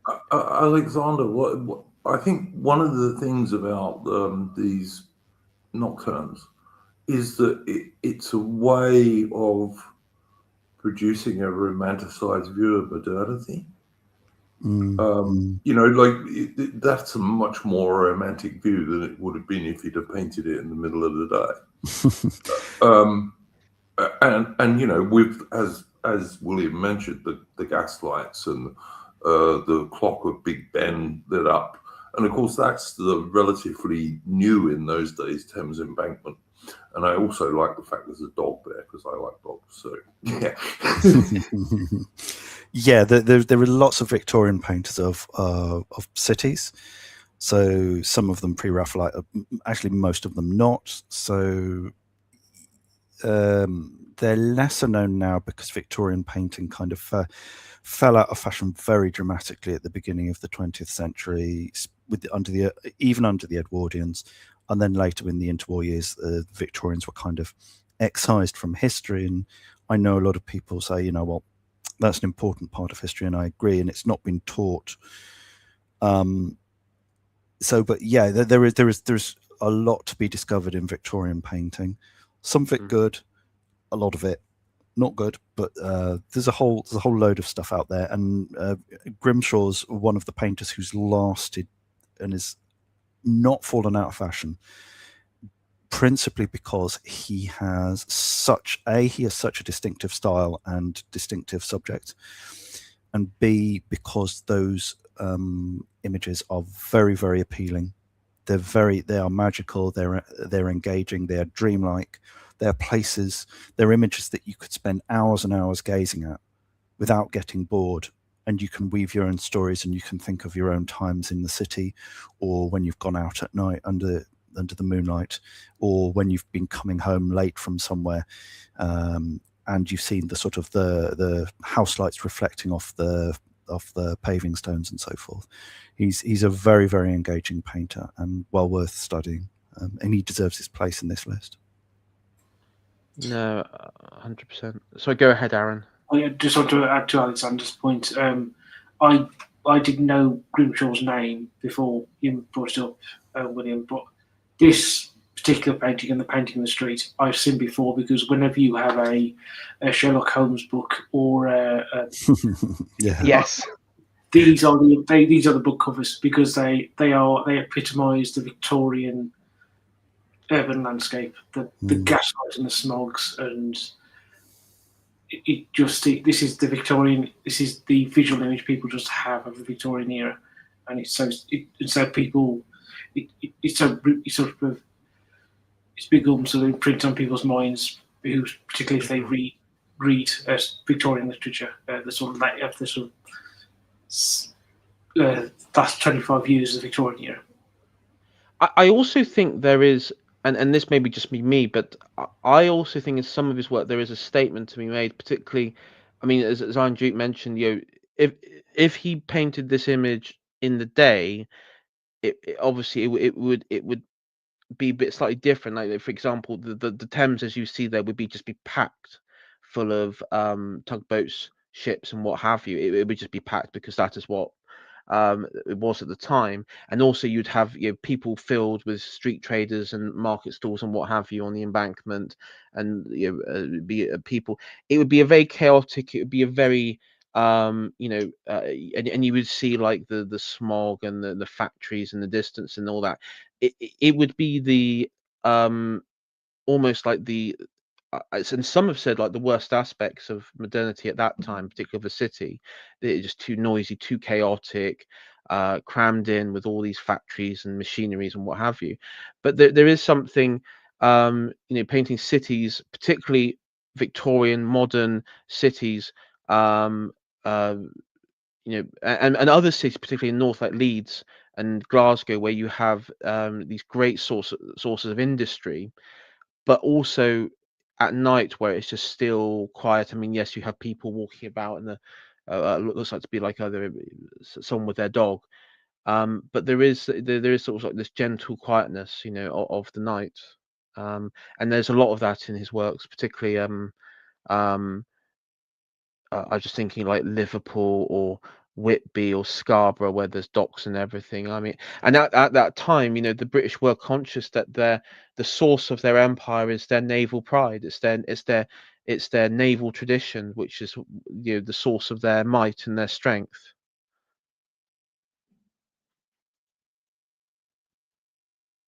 William, you were going to show another painting, I think, of this chap of Whitby, maybe. Did I not show it? I don't think you showed the Whitby one yet. You've shown 3, I think. There was there was that one I showed earlier. Oh, Whitby Docks. Here we go. So this is a slightly different style, but yeah, this is Whitby Docks.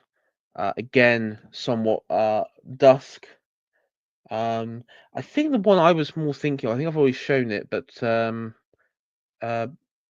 Whitby Harbour. Here we go. This is the one. Have here again, sort of one more dreamlike one. A kind of romantic modernity again. Romantic, but of yeah. course, it's helped that there's the sailing ship in the background there. But yeah, for sure. Yes, yeah. And you have the lights from the shops as well, and lanterns. We've got a couple people too here on the small boat.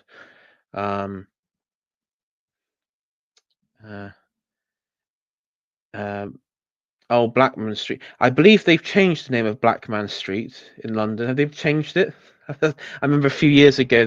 It's just that. I'd be amazed if they haven't, to be honest with you. Was it Black Boys Road? I'm thinking, or was it Black Boys Road? I would imagine like almost all those. That was Black Boy. That was actually Black Boy Hill. Black Boy Hill, sorry. Which was changed. I actually lived on that hill. It sounds like I'm just inventing this stuff and I'm just spouting it out, but I actually lived on that hill, and it's in Bristol. That painting I don't think is set in Bristol, but Black Boy Hill was a place in Bristol. They changed the name of. What did they make it? Mandela Hill or something? I don't know. It was something fairly neutral. No, they didn't. No, they didn't actually do a political thing. They sort of wiggled it around and gave it a sort of. Because obviously, being called Black Boy is an insult somehow. But okay. Yeah, and did you know that actually the road that leads up to it is actually called White Ladies Road?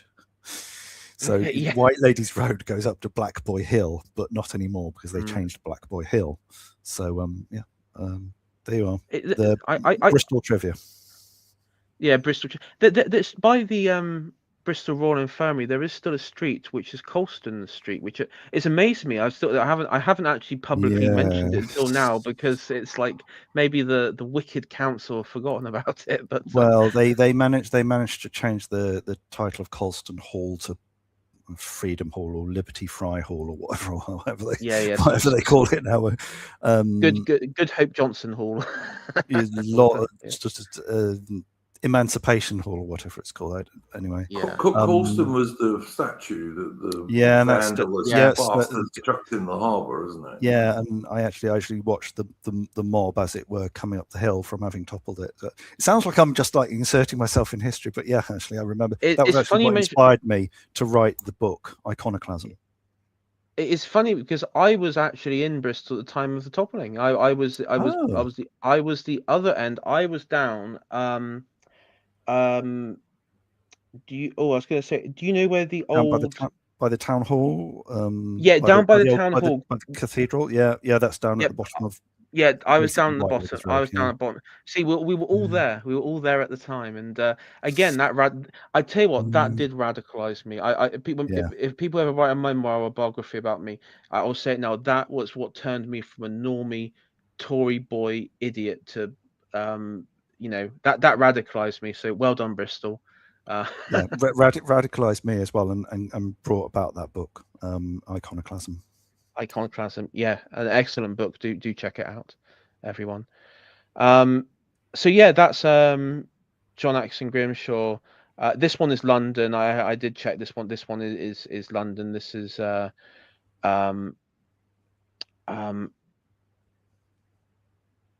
is the name? Blackman Street. Yeah, London. Again, this is another one. Very similar. But the lighting work as well. So I will stop sharing that a sec. Iron Duke, should we go to you next?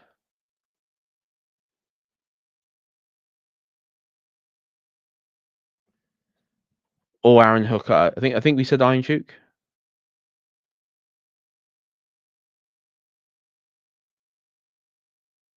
Silence.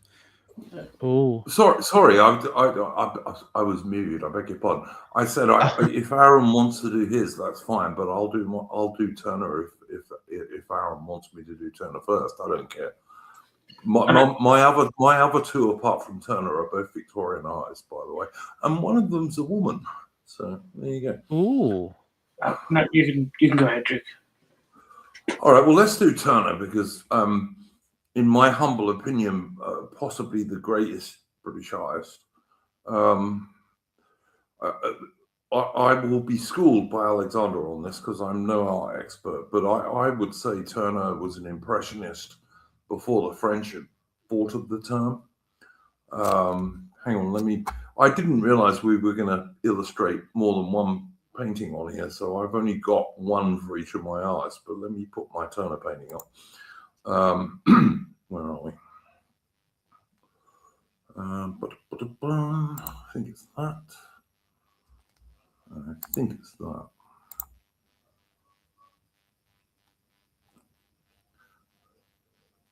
There you go. Could you put that up for me, please, William? Oh, yeah. Right, and that's my favourite Turner painting, by the way, which of course is the very famous The Fighting Temeraire. But Turner did so many styles. I remember, William, when you did that first stream where we got talking about this stuff, you had a wonderful Turner painting from Italy, which was like just a really beautiful Italian view across, I think it was in Venice or somewhere like that. Yeah, Venice, yeah. Yeah. But Turner did a lot of different styles. You can see, I think he did a couple of paintings on Trafalgar, which are in no way realistic, but are actually great. This one, of course, is The Fighting Temeraire. And for anyone who doesn't know, HMS Temeraire, which is the ghostly ship in the background, backed up HMS Victory at the Battle of Trafalgar. And of course, she's being pulled towards the breakers by this black tug under what I would say is a satanic sky on the Thames. Turner's use of light is just so brilliant in most of his paintings. He did lots of seascapes, by the way. I know someone earlier said that he did lots of quite ordered English countryside. Yeah, I guess he did. But he did a lot of seascapes and stuff like that as well. and I just, I'm no sort of art expert, as everyone can tell who has heard me speaking on this stream. But I just love his paintings. I mean, his talent just shines through. His use of light and clouds, which of course is also partly light. The way the river blends into the sky. And Temeraire could almost be a ship in a fantasy novel, if you like, being towed away by modernity. When she was such a brave ship and had such a great record, and there she is, almost skeletal, ghostly, being towed to destruction, basically, I suppose. And yeah, I mean, it's just such a great painting, and Turner had such a huge range of what he could do. There wasn't much he couldn't do, in my opinion. And like I said, I'll be interested to see what Alexander has to say on this. But in some respects, I think he was in advance of a lot of the French Impressionists, because he was operating quite a few years before those guys. Yeah, so this painting's from 1838. Impressionists didn't really gather steam until the 1860s, at least 10 years after Turner's death. Yeah, this is a great painting. I was lucky enough to see it when it came up to Newcastle.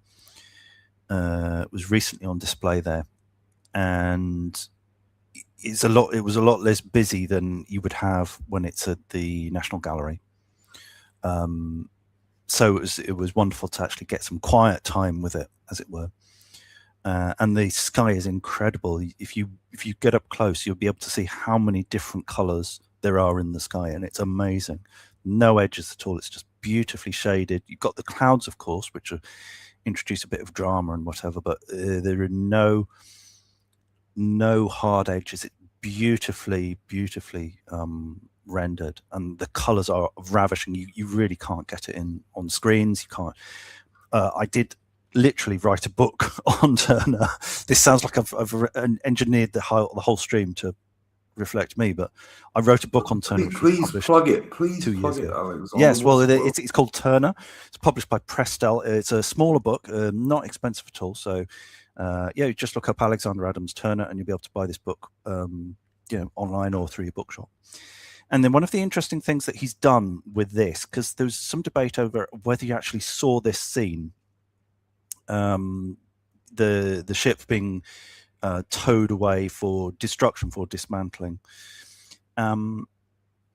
Whether or not he saw it, he has definitely altered it, because by the time the Temeraire was taken away, she had lost her masts, and she had lost a lot of the sort of the upper portions of her deck.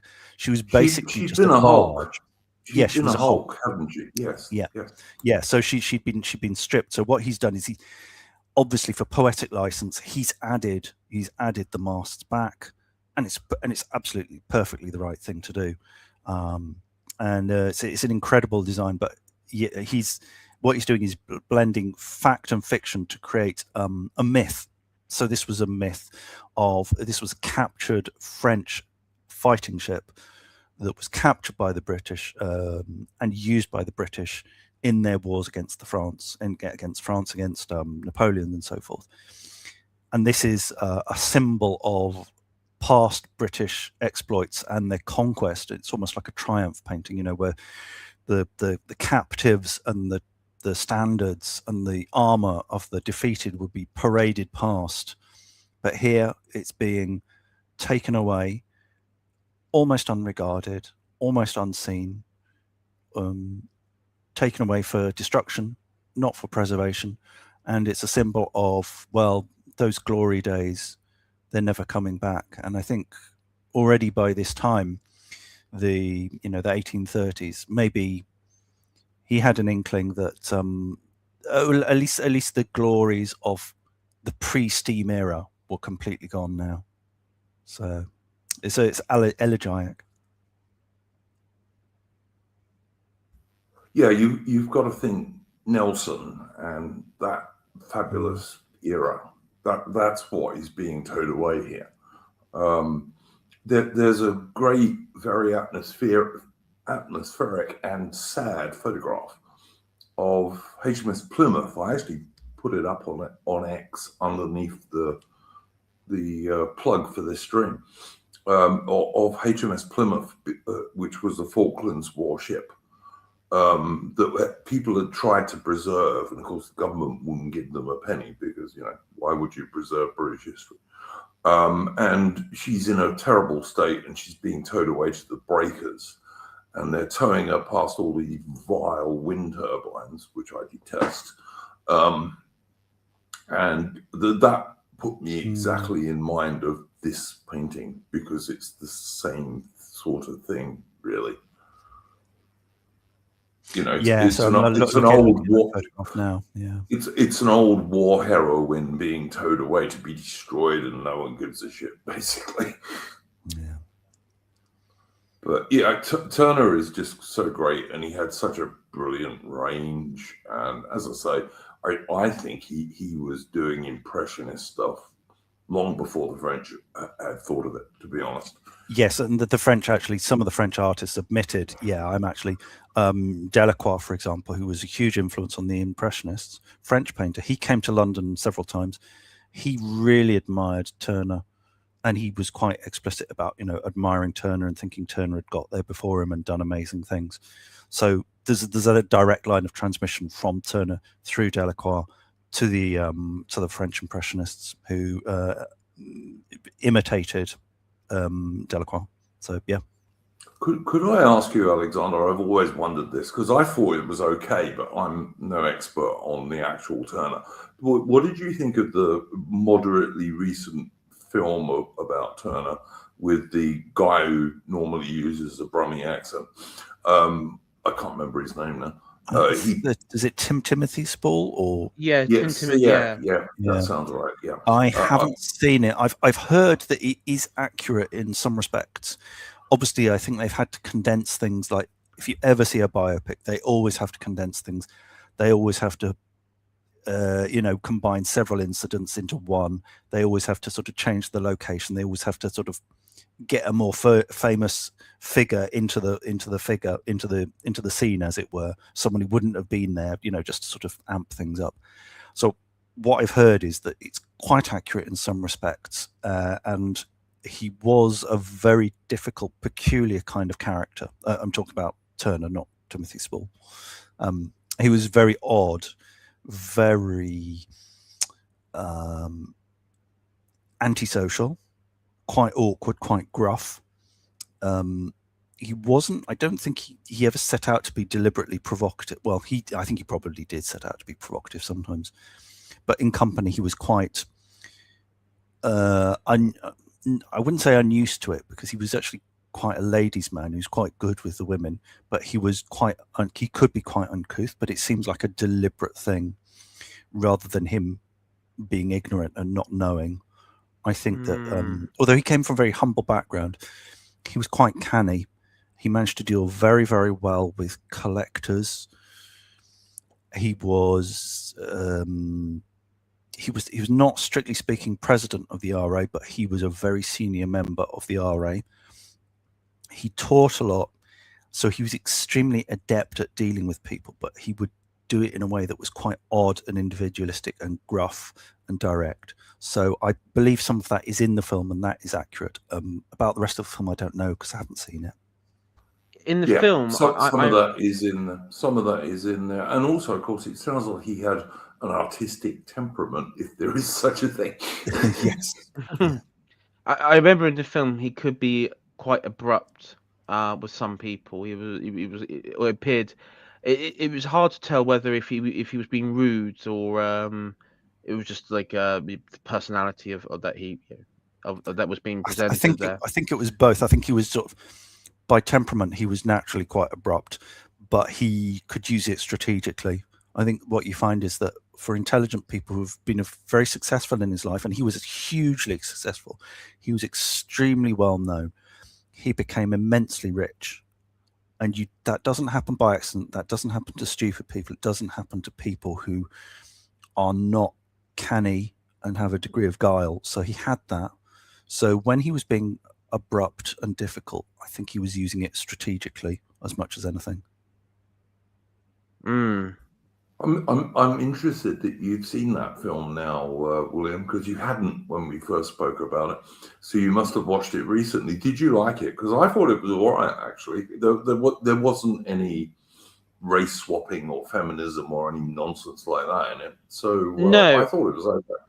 I thought it was quite good, and I think, you know, it's I think most people struggle to. I think there's been a few people struggling to watch it because it's like, yeah, you have like comments and people saying, oh, actually he seems like a bit of a rude, arrogant sort of fellow, or you know, something like that. But and also the way that he treats, you know, like his wife and all that sort of stuff. But you have to remember, and people who work for him. But you have to remember, I mean, there is also element. Well, this is how people behaved at this time, right? This is there is sort of like he's also Turner, William. This is the thing. He's a genius. If there's such a thing as an artistic genius, and I think there is, then Turner was certainly one of them, I'd say. I mean, I don't know if Alexander would agree with that, but I would say he was. I will say, though, the film, that there are very few historical, particularly biographical films now. I mean, even then, but even particularly now, there's really none. That if I watch it, I want to see like that period of time. I don't want to see like a modern representation of London or San Francisco or something, you know, rubbish like that. I will say that did transform me back to 19th century Britain. Yeah, 100%. But, you know, like I say, with the abruptness and the fact that he didn't always treat everyone brilliantly, I don't know many geniuses who ever did, to be honest. Yeah. You know, they all have their flaws because they wouldn't be a genius if they didn't. I just saw someone put in chat there. Imagine what is it? Imagine a biography on that scale, but about Carlyle. Yeah, I'd love to see a movie on Carlyle. I don't think we're going to get it though. No. Unfortunately, Carlyle has been somewhat memory hold because some of his acolytes after and are not regime approved. Let's say. Yeah, he was. There was a certain Austrian painter who was a big fan of Carlyle. Yes. Yeah. Oh dear. There we go. But yeah, I mean, I was going to say Turner. I particularly like his one thing that I've noticed. He has like these particular styles, like from his terrace or wherever he is, whether he's in Rome, or London or somewhere like. There's one painting I think it's from the terrace of the Vatican, looking at the city of Rome. I do like that one, and of course his various angles of Venice. You know, of the Doge's Palace. Beautiful. Yeah, incredible. It is incredible. Yeah. Yeah, and he was, you know, I can't. I mean, Turner is a genius. I have to admit that it did take me actually writing a book about him to warm to him, because he's such a colossal figure. And if you're, you know, if you're kind of a resistant kind of character like I am, the more you get told, oh, so and so is a genius, so and so is a great painter, the more you resent them, the more you push back at them, the more skeptical you are. But it is true when you look at him and you look at his achievements and you see the skill. I mean, the astonishing skill, the vision, the perseverance, the inventiveness, the bravery, because he was doing things that people just thought were mad. I mean, he was described as a madman, not just because he was abrupt and gruff and, you know, wasn't good in polite company and all that sort of stuff. And he wore sort of filthy clothes when he was out painting and stuff like that. People considered him mad because they looked at his pictures and said, that's just like a smear of mustard. You know, that's a smear of mustard and there's some radish down there, and you know, that's a bit of custard there. You know, it's the workings of a madman. You know, like, oh, he started out so well because he was such an accurate painter when he was 20. I think he was elected to the RA when he was barely in his 20s. He was seen as a prodigy. But then people said, oh, you know, later on he lost it. He was sort of just throwing stuff at the canvas. It wasn't really painting at all. He was incredibly brave to do those things that had never been done before. And he was seen later on as a pioneer of abstraction. So you had lots of American painters from the 1940s saying, you know, Turner is our god. Turner got there before us. And it's not just that. I mean, we shouldn't respect him just for retrospectively what other people say about him, but he had so many facets and was such a colossus. He deserves the accolade of being called, you know, perhaps the greatest genius that Britain has ever produced. Also worth pointing out, which I think Alexander already mentioned, he did not come from a wealthy family. He came from a very much lower middle class background. Lower. It was pretty much low class. It was Covent Garden. He was born in Covent Garden. Yeah, his father was a barber. He did drawings, and his father used to stick them up in the barber shop. And because some of his customers had a little bit of money, he was selling little drawings for a few pennies, and that's how he got his start. And he was actually and also Alexander also he had a big time work ethic. I mean, not many painters have left, what was it, 550 oil paintings, 2,000 watercolors, yes, something like 30,000 works on paper. He had a big time work ethic. Yeah, and some of those pictures are really large, and he was extremely prolific. And he was working every day. He was obsessed. You know, he had a family, but basically, he said, you know, but he just basically lived for his work. It's not always a great thing, but of course we benefit because we've got so much great work that's survived. And a lot of it, some stuff was destroyed, some stuff was lost, some stuff was not properly cared for, because he was very quixotic. So he built himself his own gallery. He built himself his own gallery when he was in his 20s or 30s so that he could invite members of the public around to see what a great artist he was. And he filled up his own gallery with his own pictures, of course. And some of these were to sell. And so he put great expense in actually building this gallery, converting this house in the middle of London. He had two successively. You know, he moved from one to another.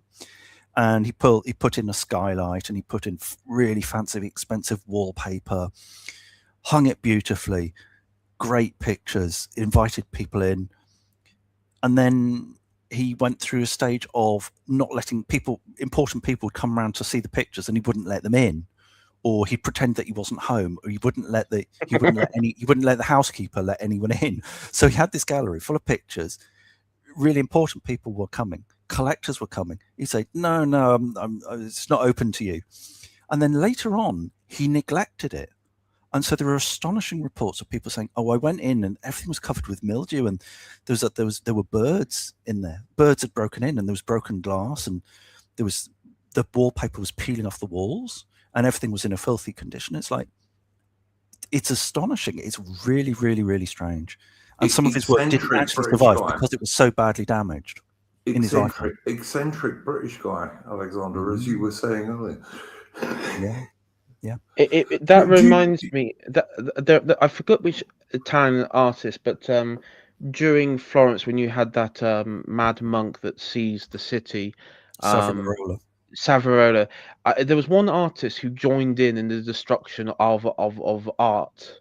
Yeah, that was Botticelli. Botticelli threw on his mythological nudes because A, they were nude, so that was considered sinful, and B, they were of mythological subjects, so pagan subjects, so pagan nudes. Botticelli was a big-time follower of Savonarola, and threw his own pictures, or allowed his pictures to be thrown onto the so-called bonfire of the vanities, where the rich people of Florence, burned their treasures.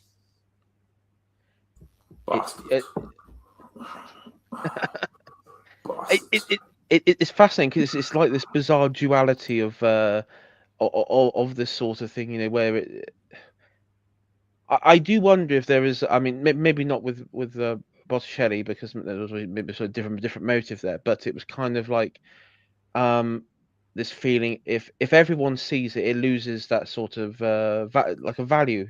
There's if everyone gets to see it in that form, it loses value.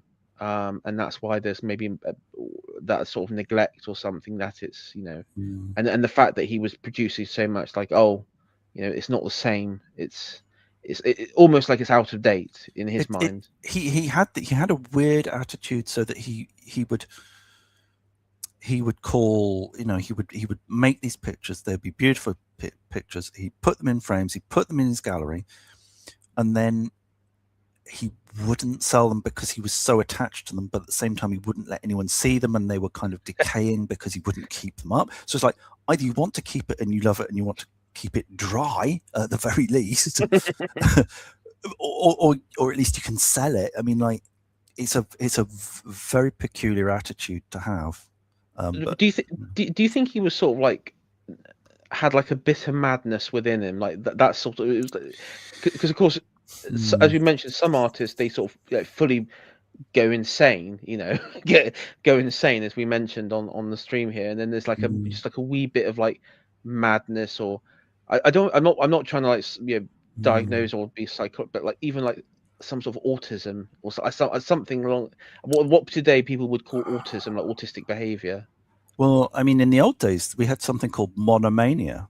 So you remember there was Jericho went into the insane asylum, and he used to paint monomaniacs.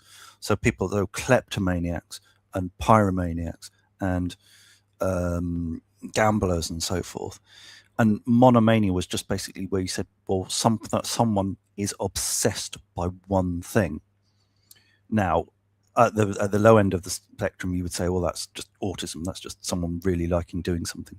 But in this case, I think art really drove Turner to be a monomaniac, in that his art was the absolute center of everything, and that he lost perspective very often. He wasn't thinking properly about where his pictures would go or who would buy his pictures, and then at other times he'd be laser focused in getting the right picture in the right museum, or, you know, he would buy back pictures that he'd sold earlier in his life because he wanted to have them, because he valued them so much, and yet at the same time he would keep those pictures in conditions that were leading to their destruction. It's a very odd thing, and I think he's too great a man, too large an artist, too complex a person for me to understand. Even though I've read dozens of books on him and written a book on him, I don't understand him. What happened to his family, Alexander? Did they do quite well in later years? Because he made a lot of money. No, there was dispute over the legacy. So he wanted to preserve his pictures in the gallery, but the gallery was so decayed that they had to demolish it. So therefore the pictures were transferred to the state. So what he'd done is basically he left almost all of his work, all of his paintings, to the state. So that's why the Tate owns a huge amount of it. This picture belongs to the National Gallery, but the vast majority belongs to the Tate. And there's a lot of people who say, well, actually, the Tate wasn't supposed to get it. It was supposed to be left in his own gallery. But now the Tate owns it, and it's displayed in something called the Claw Gallery, which is a small gallery which was built on the side of the Tate. And there's a lot of people who say, well, actually, the bequest was not that, and the work has kind of been hijacked. His children, I think he had 2 daughters alive when he died, didn't get very much at all. His sort of second wife, or his mistress, I can't remember which one, she claimed that she got pictures that he left in Margate because he was having an affair, and she came from Margate, and then she moved to Chelsea with him in his last home, and she was said basically, "Oh, I was promised these pictures that you left in the house." No one could find any written details of that, but she kept the pictures anyway because there were a lot of pictures to go around. But the children got virtually nothing. So he was quite careless about providing for his children and for his art. So he was truly obsessed by his art, but he didn't think very clearly about either his family or the future of his work. So there were lots of. It was like Jarndyce and Jarndyce. There were lots of legal cases that went on for a long time afterwards because it was such a valuable asset. But at the same time, there was also loads of pictures that people just, even art critics, were just like, "Oh, this is nothing. There's just nothing here. You can throw this away. This isn't worth keeping." And some pictures were actually thrown away. Sad story. William, you obviously it's your stream, mate, but I think maybe Aaron should do his third artist now, and I'll do my two last ones quickly because they won't take long. Because most art people will laugh at my last two, I suspect. Well, I'm sure that sure there won't be too much laughing, but yeah, no, certainly. Aaron, do you want to go ahead and? Yep. Just for a second. Just get up. Now, most people watching this, well, I know everybody on the panel will know who this is, but most people watching this may not know his name. But this artist's work you will know if you've ever studied anything to do with the French Revolution or the Napoleonic Wars, and the artist is James Gillray. Here we go. This is a painting by Charles Turner in 1819. So this was done after Gillray's death. Gillray lived from 1756 to 1815, and his biggest period of work was between 1792 and 1810. And he was famously said that Hogarth was the grandfather of political cartoons, and Gillray very much his father. And he is one of the most influential political cartoonists in the world. His work, one particular image, which I will show shortly, has been copied ever since it was made, since it came out in 1805. And so he is. His works are very well known, say, during the French Revolution and the Napoleonic Wars, because he was firm that he obviously was in Britain and he was firmly on the British side. He had absolute contempt for the French revolutionaries. And this is his most famous work. This is The Plum Pudding in Danger from 1805. And it shows Napoleon Bonaparte on the right hand side for me. I think it's the left for the viewer. And William Pitt dressed up in a British officer's uniform, and they are carving up the world. And this is a satirical attack on Napoleon's attempt at peace in 1805, and his attempt to sort of carve up the world between Britain and France. And this one of the things that Gillray did that has sort of gone down in history outside of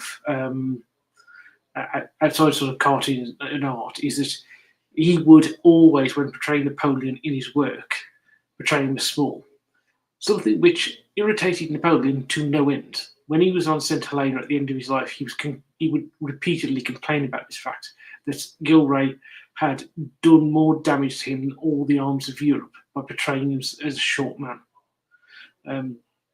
And this particular work has been sort of repeatedly it has influenced so many artists, cartoonists over the years.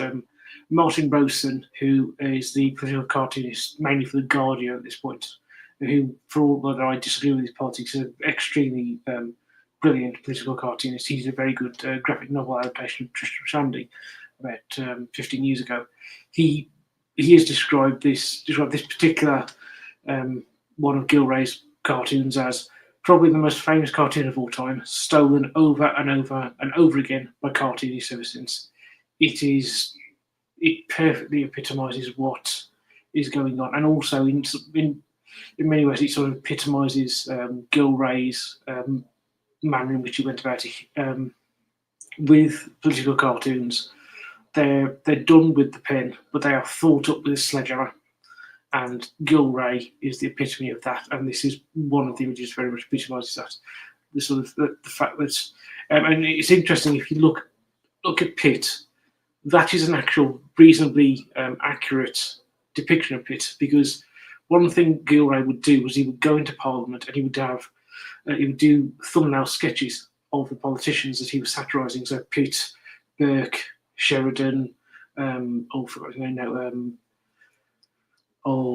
Charles, I forgot his name now. The one who was anti, the various sort of politicians of the day, and as well as sort of senior figures. And so you would see. So not only would he be satirising them, he would be doing so accurately in terms of what they physically looked like. And and when I say he thought things up with a sledgehammer, that's not an exaggeration. As you can see here, this is probably one of his more famous ones of many. This, I will just read you the title. So I want to say, just to give a bit of context, this is from 1792, and this is just around the time that the French monarch has King Louis and Marie Antoinette have been executed. So the title is Petit Souper à la Parisienne, or in English, The Family of Sans-Culottes, refreshing after the fatigues of the day. And Gilray had absolute contempt for the French revolutionaries and the French revolutionary mob, with the sans-culottes were sort of the Parisian mob that carried out the sort of massacres in the storming of the Bastille and things like that in 1792. Not the more famous one in 1789, and he took no prisoners when he satirised them. As you can see here, he's portraying them as cannibals, and they are just. What's wonderful about this image is it's a build-up of some various details. You've got the elderly grandmother roasting a child over the fire. You've got the kids at the bottom here eating guts. Then you've got the rest of the family around the table eating various parts. And then, of course, you've got this one chap sitting down on a corpse, and then the other, which is probably Marie Antoinette. And then at the bottom, you've got the corpse of the late king, who's not merely there under the table, sort of showing their contempt for him, but you've got that table leg rammed straight into his crotch, and his foot is off. It's sort of, and the crown at the bottom there. It's sort of building up an image of the French revolutionaries as these truly sort of vile creatures, barely even human. And so Gilray wonderful sort of hammering this home. And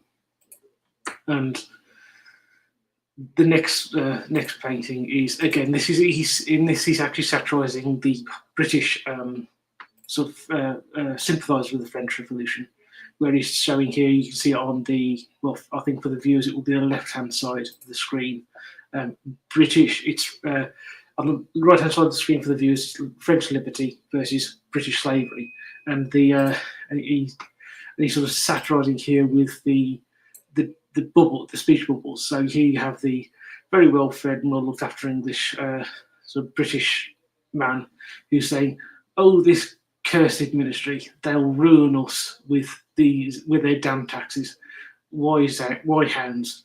They're making slaves of us all and starving us to death." And then you've got this Frenchman who's essentially proclaiming the love of his sort of liberty, while clearly sitting there starving. Gilray gets this so well. He can do it's both the imagery, the colour, and then the speech bubbles on occasion with it sort of reinforces it so well. He is, as I said, one of the most influential political cartoonists in history, and I don't think there's anybody who's, at least in Britain, or for that matter anywhere else, who's beaten in this. To me, whilst I like Hogarth, Gilray is, to me, my favourite. He is the best.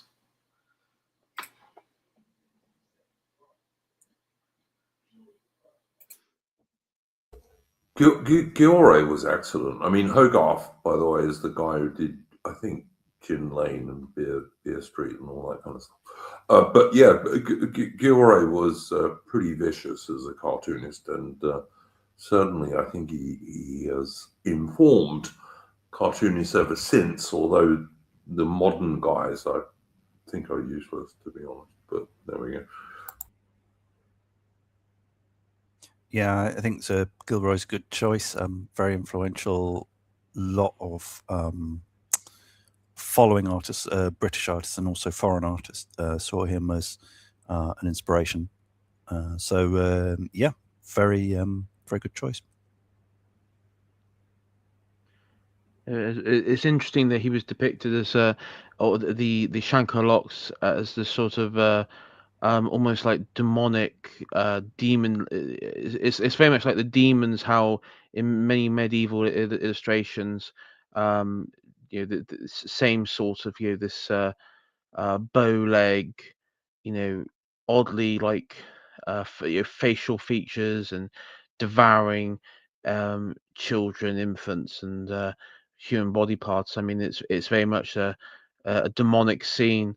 Um, which makes sense given the historical connotations with the anti-clerical and sort of atheistic nature of the revolutionaries, which was a massive condemnation by counter-revolutionaries against these types. The Paris mob were inhuman and vile. They just were. I'm sorry, like they were. They were inhuman and vile.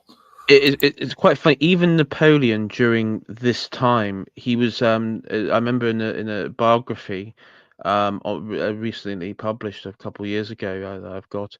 He was on a terrace, seeing the mob storm the. I believe it was the where you have the regiment, like the Paris regiment, where a lot of officers and soldiers were killed, and like the Shankalot mob, and even he was saying to a friend that they need to be just wiped out with cannon and musket. He even Napoleon at that point was saying publicly to friends and what have you that the mob was just out of control, especially when it came to killing soldiers. Well, I'm sure he was. I'm sure he would have said that, and presume you mean the Swiss Guards, William. But yeah, Napoleon was a child of the revolution. Let's be honest. Oh yeah, he enjoyed all the benefits. He enjoyed all the benefits. I think the famous whiff of grape shot was going to be aimed at what was aimed at royalists, by the way. But yeah. Yeah, this particular, I don't know if it was a Swiss Guard. I think it was. It was one of the palaces which had. I have to have a. I have to think. I have to think about that a bit. But it was when there was a number of soldiers and officers killed. I think it was between the various factions, like uh the Jacobins, and so there was more of a factional dispute. But and that's why soldiers were killed. But yeah, I mean, this was the trouble that you had like in the Russian Revolution with the Trotskyites, you have that faction that just keeps on, where they have to be more extreme, more struggle, more death, more crackdown, because there's enemies of revolution around every corner. Which is this is where that mentality all started. This sort of purification cycle of the revolutionary mind.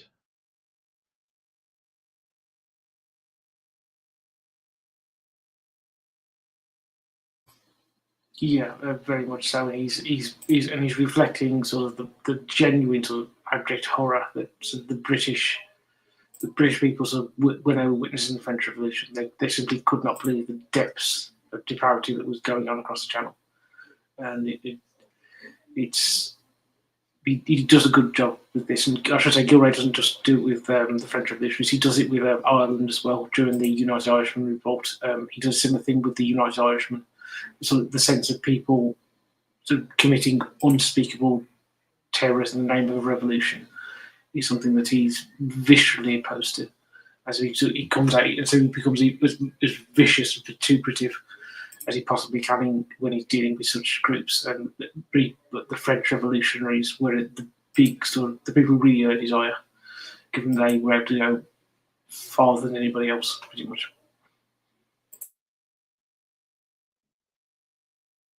Okay, great. Anyone else want to mention anything at all?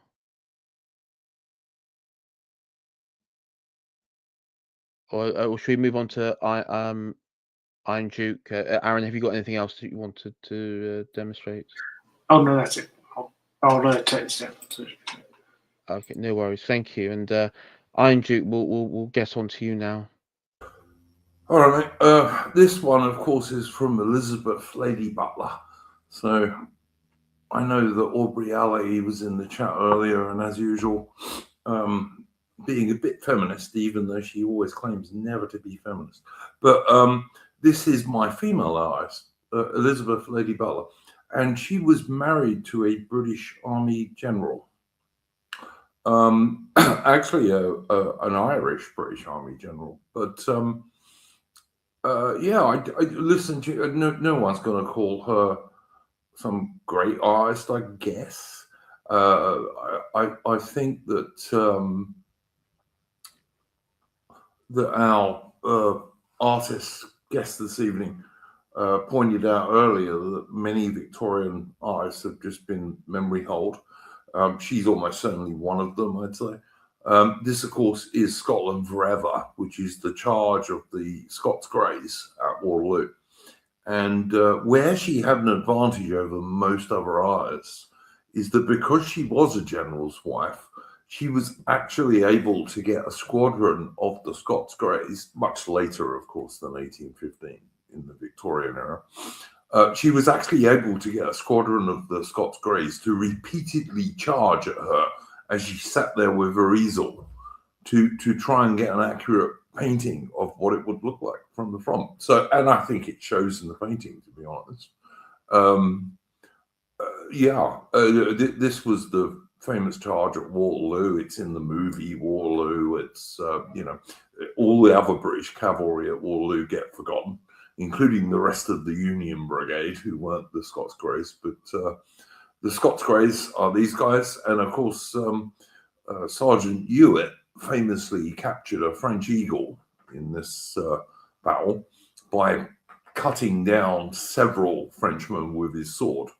And he was given a commission as a result of this bravery. And in fact, his son became an officer in the Scots Greys later on. So, yeah. I like Elizabeth Lady Butler. I mean, this is probably her most famous painting, but she did quite a lot of British military scenes, things like the Guards after Inkerman, which I think is called the Roll Call, if I remember correctly. That was a big battle in the Crimean War against Russia in 1854. She also did the Return from Inkerman, which was the few survivors from the little British army that almost got overrun at Inkerman. It didn't, because the guys were just so damn stubborn and such good soldiers, and they had better rifles than the Russians. Almost we got overrun there, but we didn't. And she did lots of military style paintings. She is a lady, literally a lady, Lady Butler. And I like her paintings because I like her subjects, and her uniform details and that sort of stuff is very accurate. If you're a military buff like I am, you can't fault the uniforms of the Royal Scots Greys in this painting. And I like it. It's got lots of movement. As I say, most people couldn't have done it because she was literally able to get a squadron of the Royal Scots Greys to charge her several times. So she got the painting right. And I like it. As I say, I don't think many big-time artistic people like Alexander here would really be all that impressed with it. But I like it. But then I like old 19th century British military paintings.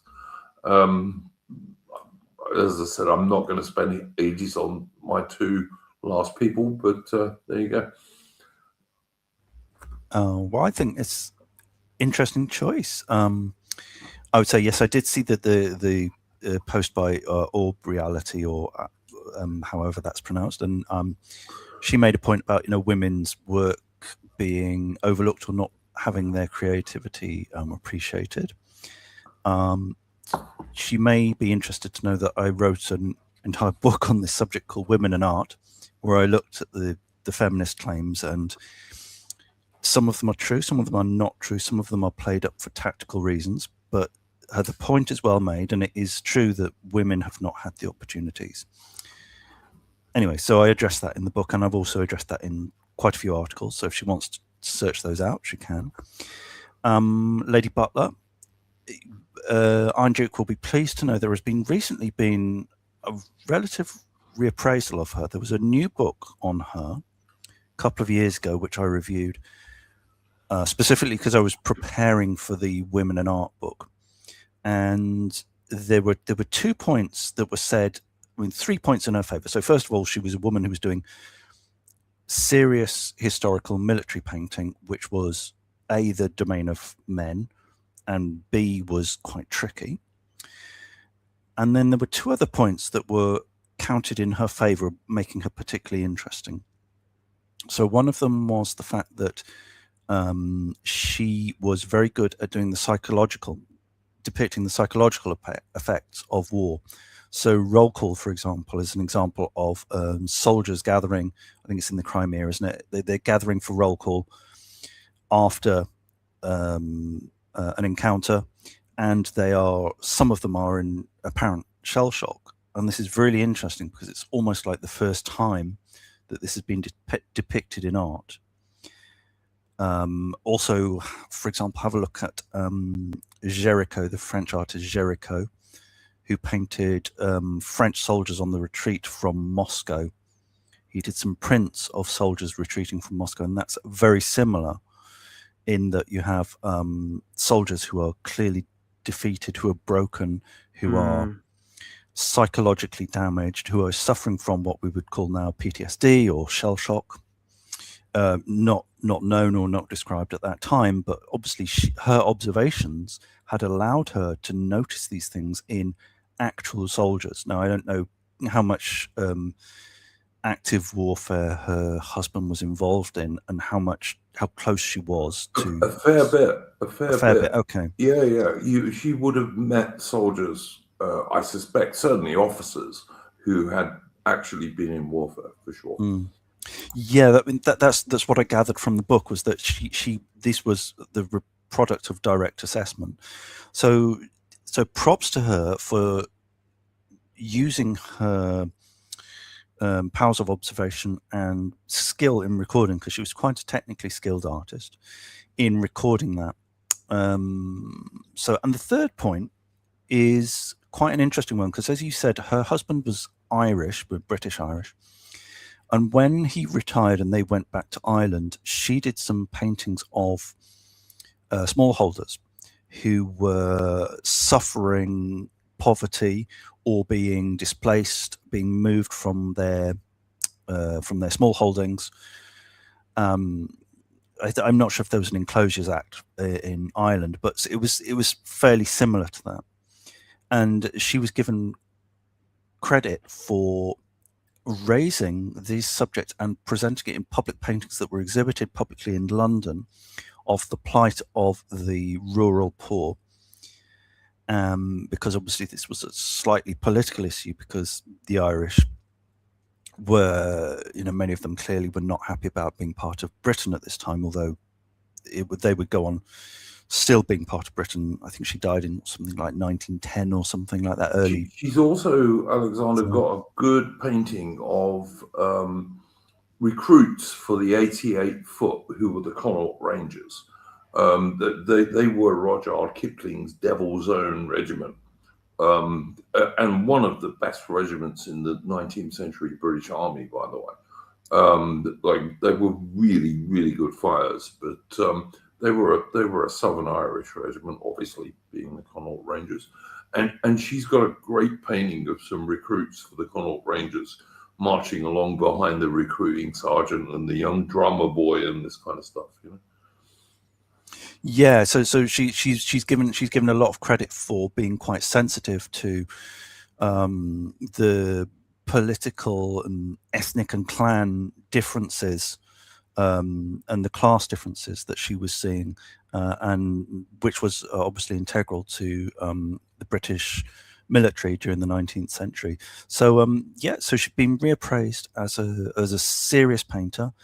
Largely, it has to be said in terms of her subjects and her handling, rather than her purely fine art qualities. But so there's more interest in her. So it's an interesting choice, and military art often gets overlooked in surveys of fine art. So I'm glad that you've raised this. Yeah, there were some other people. I'm a big Alphonse de Neuville fan, but again, he's a Frenchman, really. He did some great paintings of the British Army during the Anglo-Zulu War in 1879. But he's really a Frenchman, so I couldn't include him. So I thought, yeah, okay, let's do Lady Butler. And also I wanted to do a woman because most people will not suspect me that I would do a female painter. But yeah, no, I like Lady Butler's art. I think it's quite, as someone said in the chat, her horses are great. I mean, you can't really fault them. So yeah, someone said our clouds are crap. Yeah, well, they're nocturnal clouds, but she's not doing that sort of painting. Oh, I would also mention people could look up someone called Ernest Meissonier, who buffs of military art will know, who's a French painter working in the same period as Lady Butler, and he was a French painter who did military scenes and was known for being extremely precise, extremely detailed, and getting lots of accurate depictions of equipment and uniforms and so forth. So if this interests you, I would recommend that you look up Meissonier for technique and accuracy, and Géricault for psychological depictions. This chap you're mentioning there, Alexander, is he did quite a lot of paintings of the Franco-Prussian War, I believe. Yes, so Meissonier was working in the sort of 1860s through to about 1900, and was very, very famous. He was also widely despised by the Impressionists, and that's one of the reasons why he's kind of dropped out of the history books, is because it was seen as a battle between the Impressionists and the Pompier painters, who were so-called Pompiers because they were like the firefighters were Pompiers, and because of all the brass buttons and braiding on the uniforms, the painters who were very good at that sort of thing were called Pompiers. So Meissonier was a Pompier painter, and they've been essentially written out of history. People will do art history courses, they'll do degrees, they'll do MAs, they might even do their doctorate, and they will never have heard of Meissonier. He's not a super great painter, but he's an interesting painter to know, and it's well worth looking at. Yeah, Alphonse de Neuville is, I think, one of these Pompier guys. He started off doing quite a lot of Franco-Prussian War paintings from 1870, 71, and then he did lots of British art. Like one of the most famous paintings of Rorke's Drift, there are two, but one of the most famous, and the one I prefer actually, is by Alphonse de Neuville. But yeah. All right. Do you have anything else, Iron Duke, at all? Not on Lady Butler, but let me do my last one, which won't take very long. Okay. Hang on a minute. Let me get rid of this. And then I want this one. I only got one painting for each of my artists because I didn't realize you were going to use several, or I would have got free for all of them. But anyway, never mind. Yeah, no, sorry. This is with the phone and everything. It's like it's fine. Sort of became a mix and match. If you could kindly put that one up for me. Okay, now if you watch my splendid isolation streams every weekend, which William and sometimes Aaron are guests on, and which if he wanted to, our other guests will be most welcome to join. This is, you will probably recognize this artist. He has probably provided most of my thumbnails for the last year. Not all of them, but most of them. And he is William Frederick Mitchell, who is a British marine artist, which is to say he painted ships, basically. Interesting chap. He was deaf. And he was deaf because, let me remind myself, I actually looked this stuff up not so long ago. He got scarlet fever when he was a kid, and that made him deaf. And his father actually had to teach him to speak properly because, of course, he couldn't hear people. And his father was a Coast Guard, and the Coast Guards were almost all basically NCO sailors. They were non-commissioned officer sailors. They were like petty officers, that kind of thing. So he didn't come from a rich background at all. And I think he was born on the Isle of Wight, if I remember correctly. Yes, he was. He was born in Ryde on the Isle of Wight in 1845. Victorian painter again. And I just love his Royal Navy ship paintings. The one on the screen at the moment is HMS Alexandra, which was named after Edward VII's wife, Princess Alexandra. And she originally started off with the classical Victorian colours, which had a black hull and white upperworks, and then your funnels and masts were kind of this yellowish color you see. But because she was a central battery ironclad, she had quite a big engine as well as her sails. She was quite hot. And so one of her captains eventually petitioned the Admiralty. And to let people understand, Royal Navy ships on the China station and in the Far East were often painted white because it reflected the heat and made the ships a little bit cooler inside during the day. But HMS Alexander, because she wasn't very well ventilated, although she was an extremely powerful warship for a day, she was quite hot inside. And so captain petitioned the Admiralty and said, look, can we paint the ship white, please? It will make it more comfortable for the crew. And they allowed that. And that's why she's white in this painting. She took part in the bombardment of Alexandria in Egypt in 1882, which was one of the big Royal Navy actions in the Victorian era. And there are scores and scores, if not hundreds, of naval paintings by William Frederick Mitchell. And I just love them. I think they're great. He paints the sea pretty well, as you would expect for someone who's a marine artist. Yeah, I just really like him. Like I said, I don't suppose any art expert's going to rate him at all. The other good thing about him, by the way, is you can buy original paintings by this guy today for less than £500 still, if you find a small one. So like if you're into collecting British art and you want original paintings rather than prints, this chap is one of the people you can look at. And like I said, I think technically he's pretty good, but I mean, I'll leave most of that to Alexander to discuss. But yeah, and if you watch Splendid Isolation and you look at our thumbnails, I would say at least 3/4 of them for the last year have been Frederick William Mitchell paintings. Oh, fantastic. Okay, right.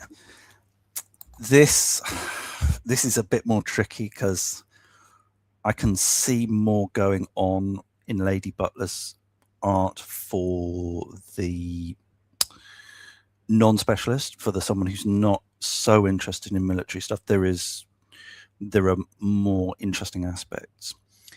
I think with this painting, not knowing his other paintings, I would find it a little bit.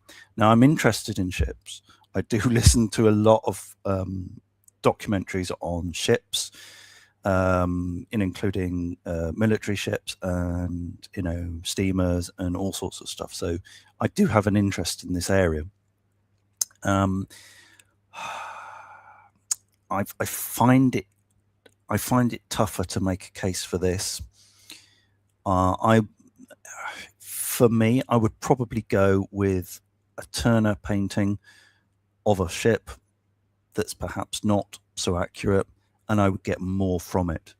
I think if you're an enthusiast and you're particularly interested in the subjects, he's a very good artist, and he's well worth being on the list if you are already interested in the subject. I think for someone who's not interested in the subject, I think they would probably get more from an artist like I think there's Azazovsky, the Armenian painter. Obviously this is a British list, so you couldn't include him, but Turner as well.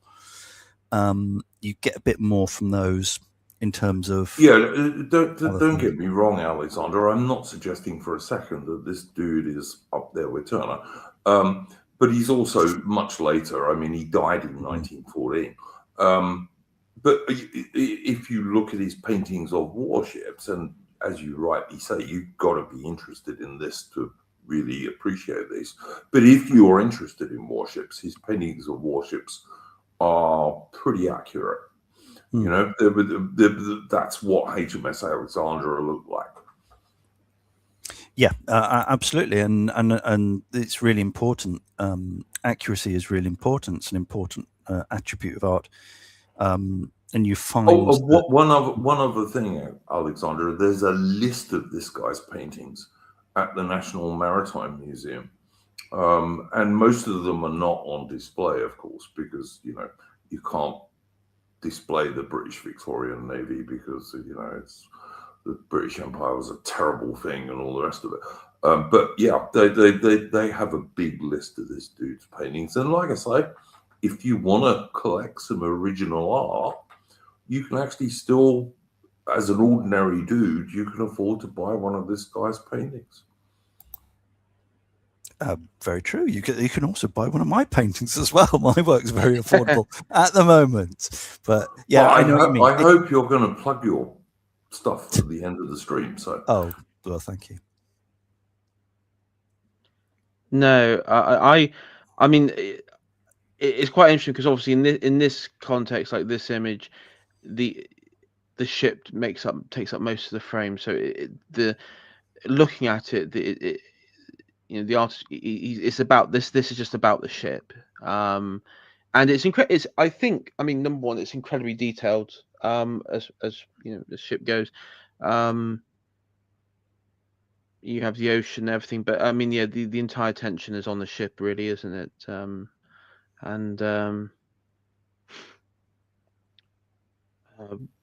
Listen, yeah. I never claimed to be a great art expert, and when I was going to do this stream, I was always going to have someone who painted the British Army and someone who painted the Royal Navy, so that's why they're here.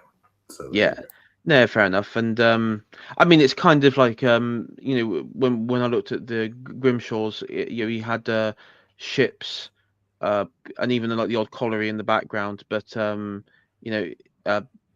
his focus was more on like the sort of cityscape and night and the sky and everything. And it depends what the artist is trying to focus on. His bit was he wanted to paint the nocturnal life, and with this chap, he's saying, look at the ship. Also worth pointing out, Queen Victoria owned some of this dude's paintings, and so did the Kaiser of Germany, I believe.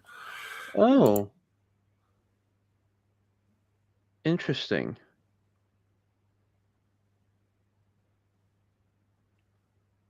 No, interesting. But absolutely a totally unfashionable Victorian painter painting Royal Navy warships when the Royal Navy ruled the waves all around the world, basically, which is why he's often the subject of our thumbnails on Splendid Isolation, which is Britain in at about 1900, basically, splendidly isolated away from Europe and everybody else, and with a navy bigger than the next two navies combined. And Aaron's big hero, Lord Salisbury made sure that Britain stayed that way until he sadly wasn't Prime Minister anymore after 1902.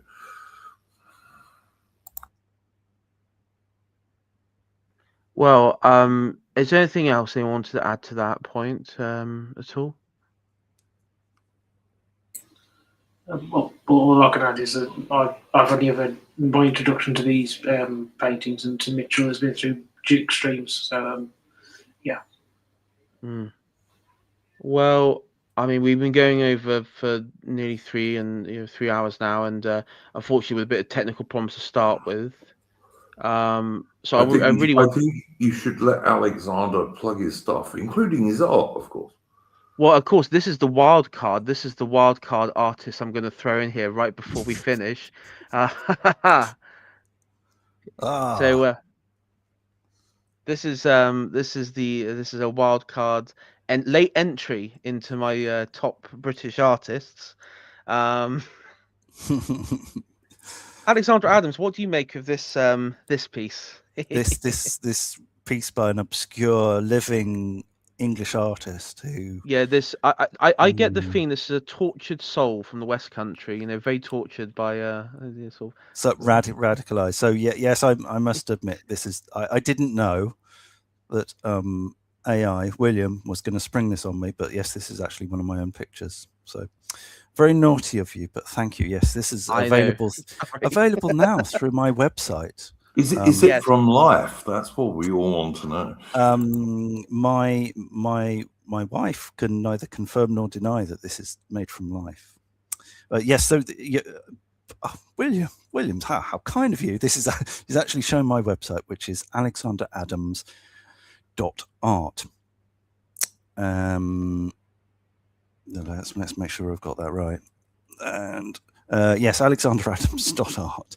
Alexander Adams, alexanderadamsart.substack.com is where you can find my writing.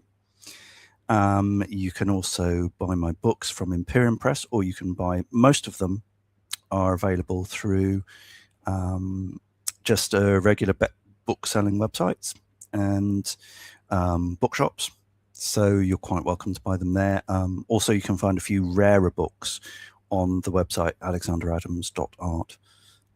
So yeah, I think people who are interested in what I've been talking about, you might want to get hold of some of my books on other artists. If you're interested in iconoclasm, I've written a book on that. Artivism, I've written a book on that. So all of those things are available. And I would say, yes, if you want to buy original art, you can get a signed print for very little, and you can get a signed drawing for, I think it starts at about £100 or something. So yeah, quite affordable. So and I also like to thank William and all of you chaps for inviting me on. It's been great fun, and yeah, and I'm glad to have contributed a little bit by helping out with some of the backstory to these artists. Well, no, thank you, and this has been a long stream, so definitely thank you for taking time out and to join us here. I mean, it's don't worry about the other two, because we're used. All three of us have used to doing these long haul sort of streams. But no, thank you very much for joining us. And as I said, I've just been showing website. You do check out his website, and I mean, yeah, you got and also the link to your Substack and what have you. So thank you very much for coming on, and thank you, Iron Duke and Aaron Hook, and I do plan to do a part 2 with maybe some other guests, hopefully John D, Nathan. I'll try and I will invite Pharaoh and De Villiers as well, because I am a mutual with him on socials as well. So all good choices. They're all extremely knowledgeable, and they've got interesting tastes. They've got different ideas about art. So all really top class chaps. Yeah, maybe we'll sort of organise a new arts council like the the real provincial arts council. Or something like that. Sorry, that's a poor. real British Arts Council. That would be interesting. The real British Arts Council, yeah. You know, Could something like that. I just say, William, two things. First of all, great to meet Alexander. Really, really interesting, and thank you. I learned quite a lot about art this evening, or this morning for me, actually. But can I also just plug something that Aaron and I are doing tomorrow? We're going Certainly. to do we're doing a history stream tomorrow. It's the last stream we're going to do this year, and it's going to be on a traditional British Christmas in history. And this was Aaron's idea originally, but yeah, if at the same time this stream started today, actually probably slightly earlier, because hopefully we won't have technical problems. Aaron and I are going to be talking, and maybe some other people if they want to join us, about traditional British Christmas over the years. So hopefully people will find that interesting. And that's at 99 Iron Duke. That's on my channel, 99 Iron Duke on YouTube. 99 Yeah, Iron Duke. it'll also be on X at the same time. It'll be on X, yes. So do check that out. Well, Jen and Aaron, have you got anything to plug at all? Yes, but before I'm on Duke channel, on my own channel, I'm going to be doing the last episode of the year of my podcast, The Officer's Mess, where we'll be reviewing The Great Escape, the classic 1963 film. So anybody who's interested in that, you can come on. Also, thank you for inviting me on. It's been a great pleasure. No problems, Aaron. Well, I was going to say I'll let everyone go now because it's the hour is late and this has gone on quite lengthy one, but very good. Anyway, gentlemen, thank you for watching. Everyone do like and subscribe. I'll be back in the new year with the channel.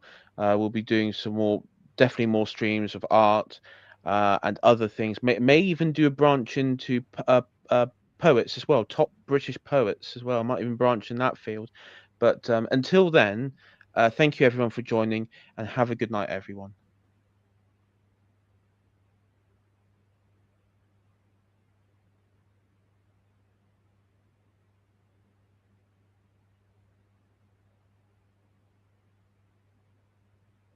Okay.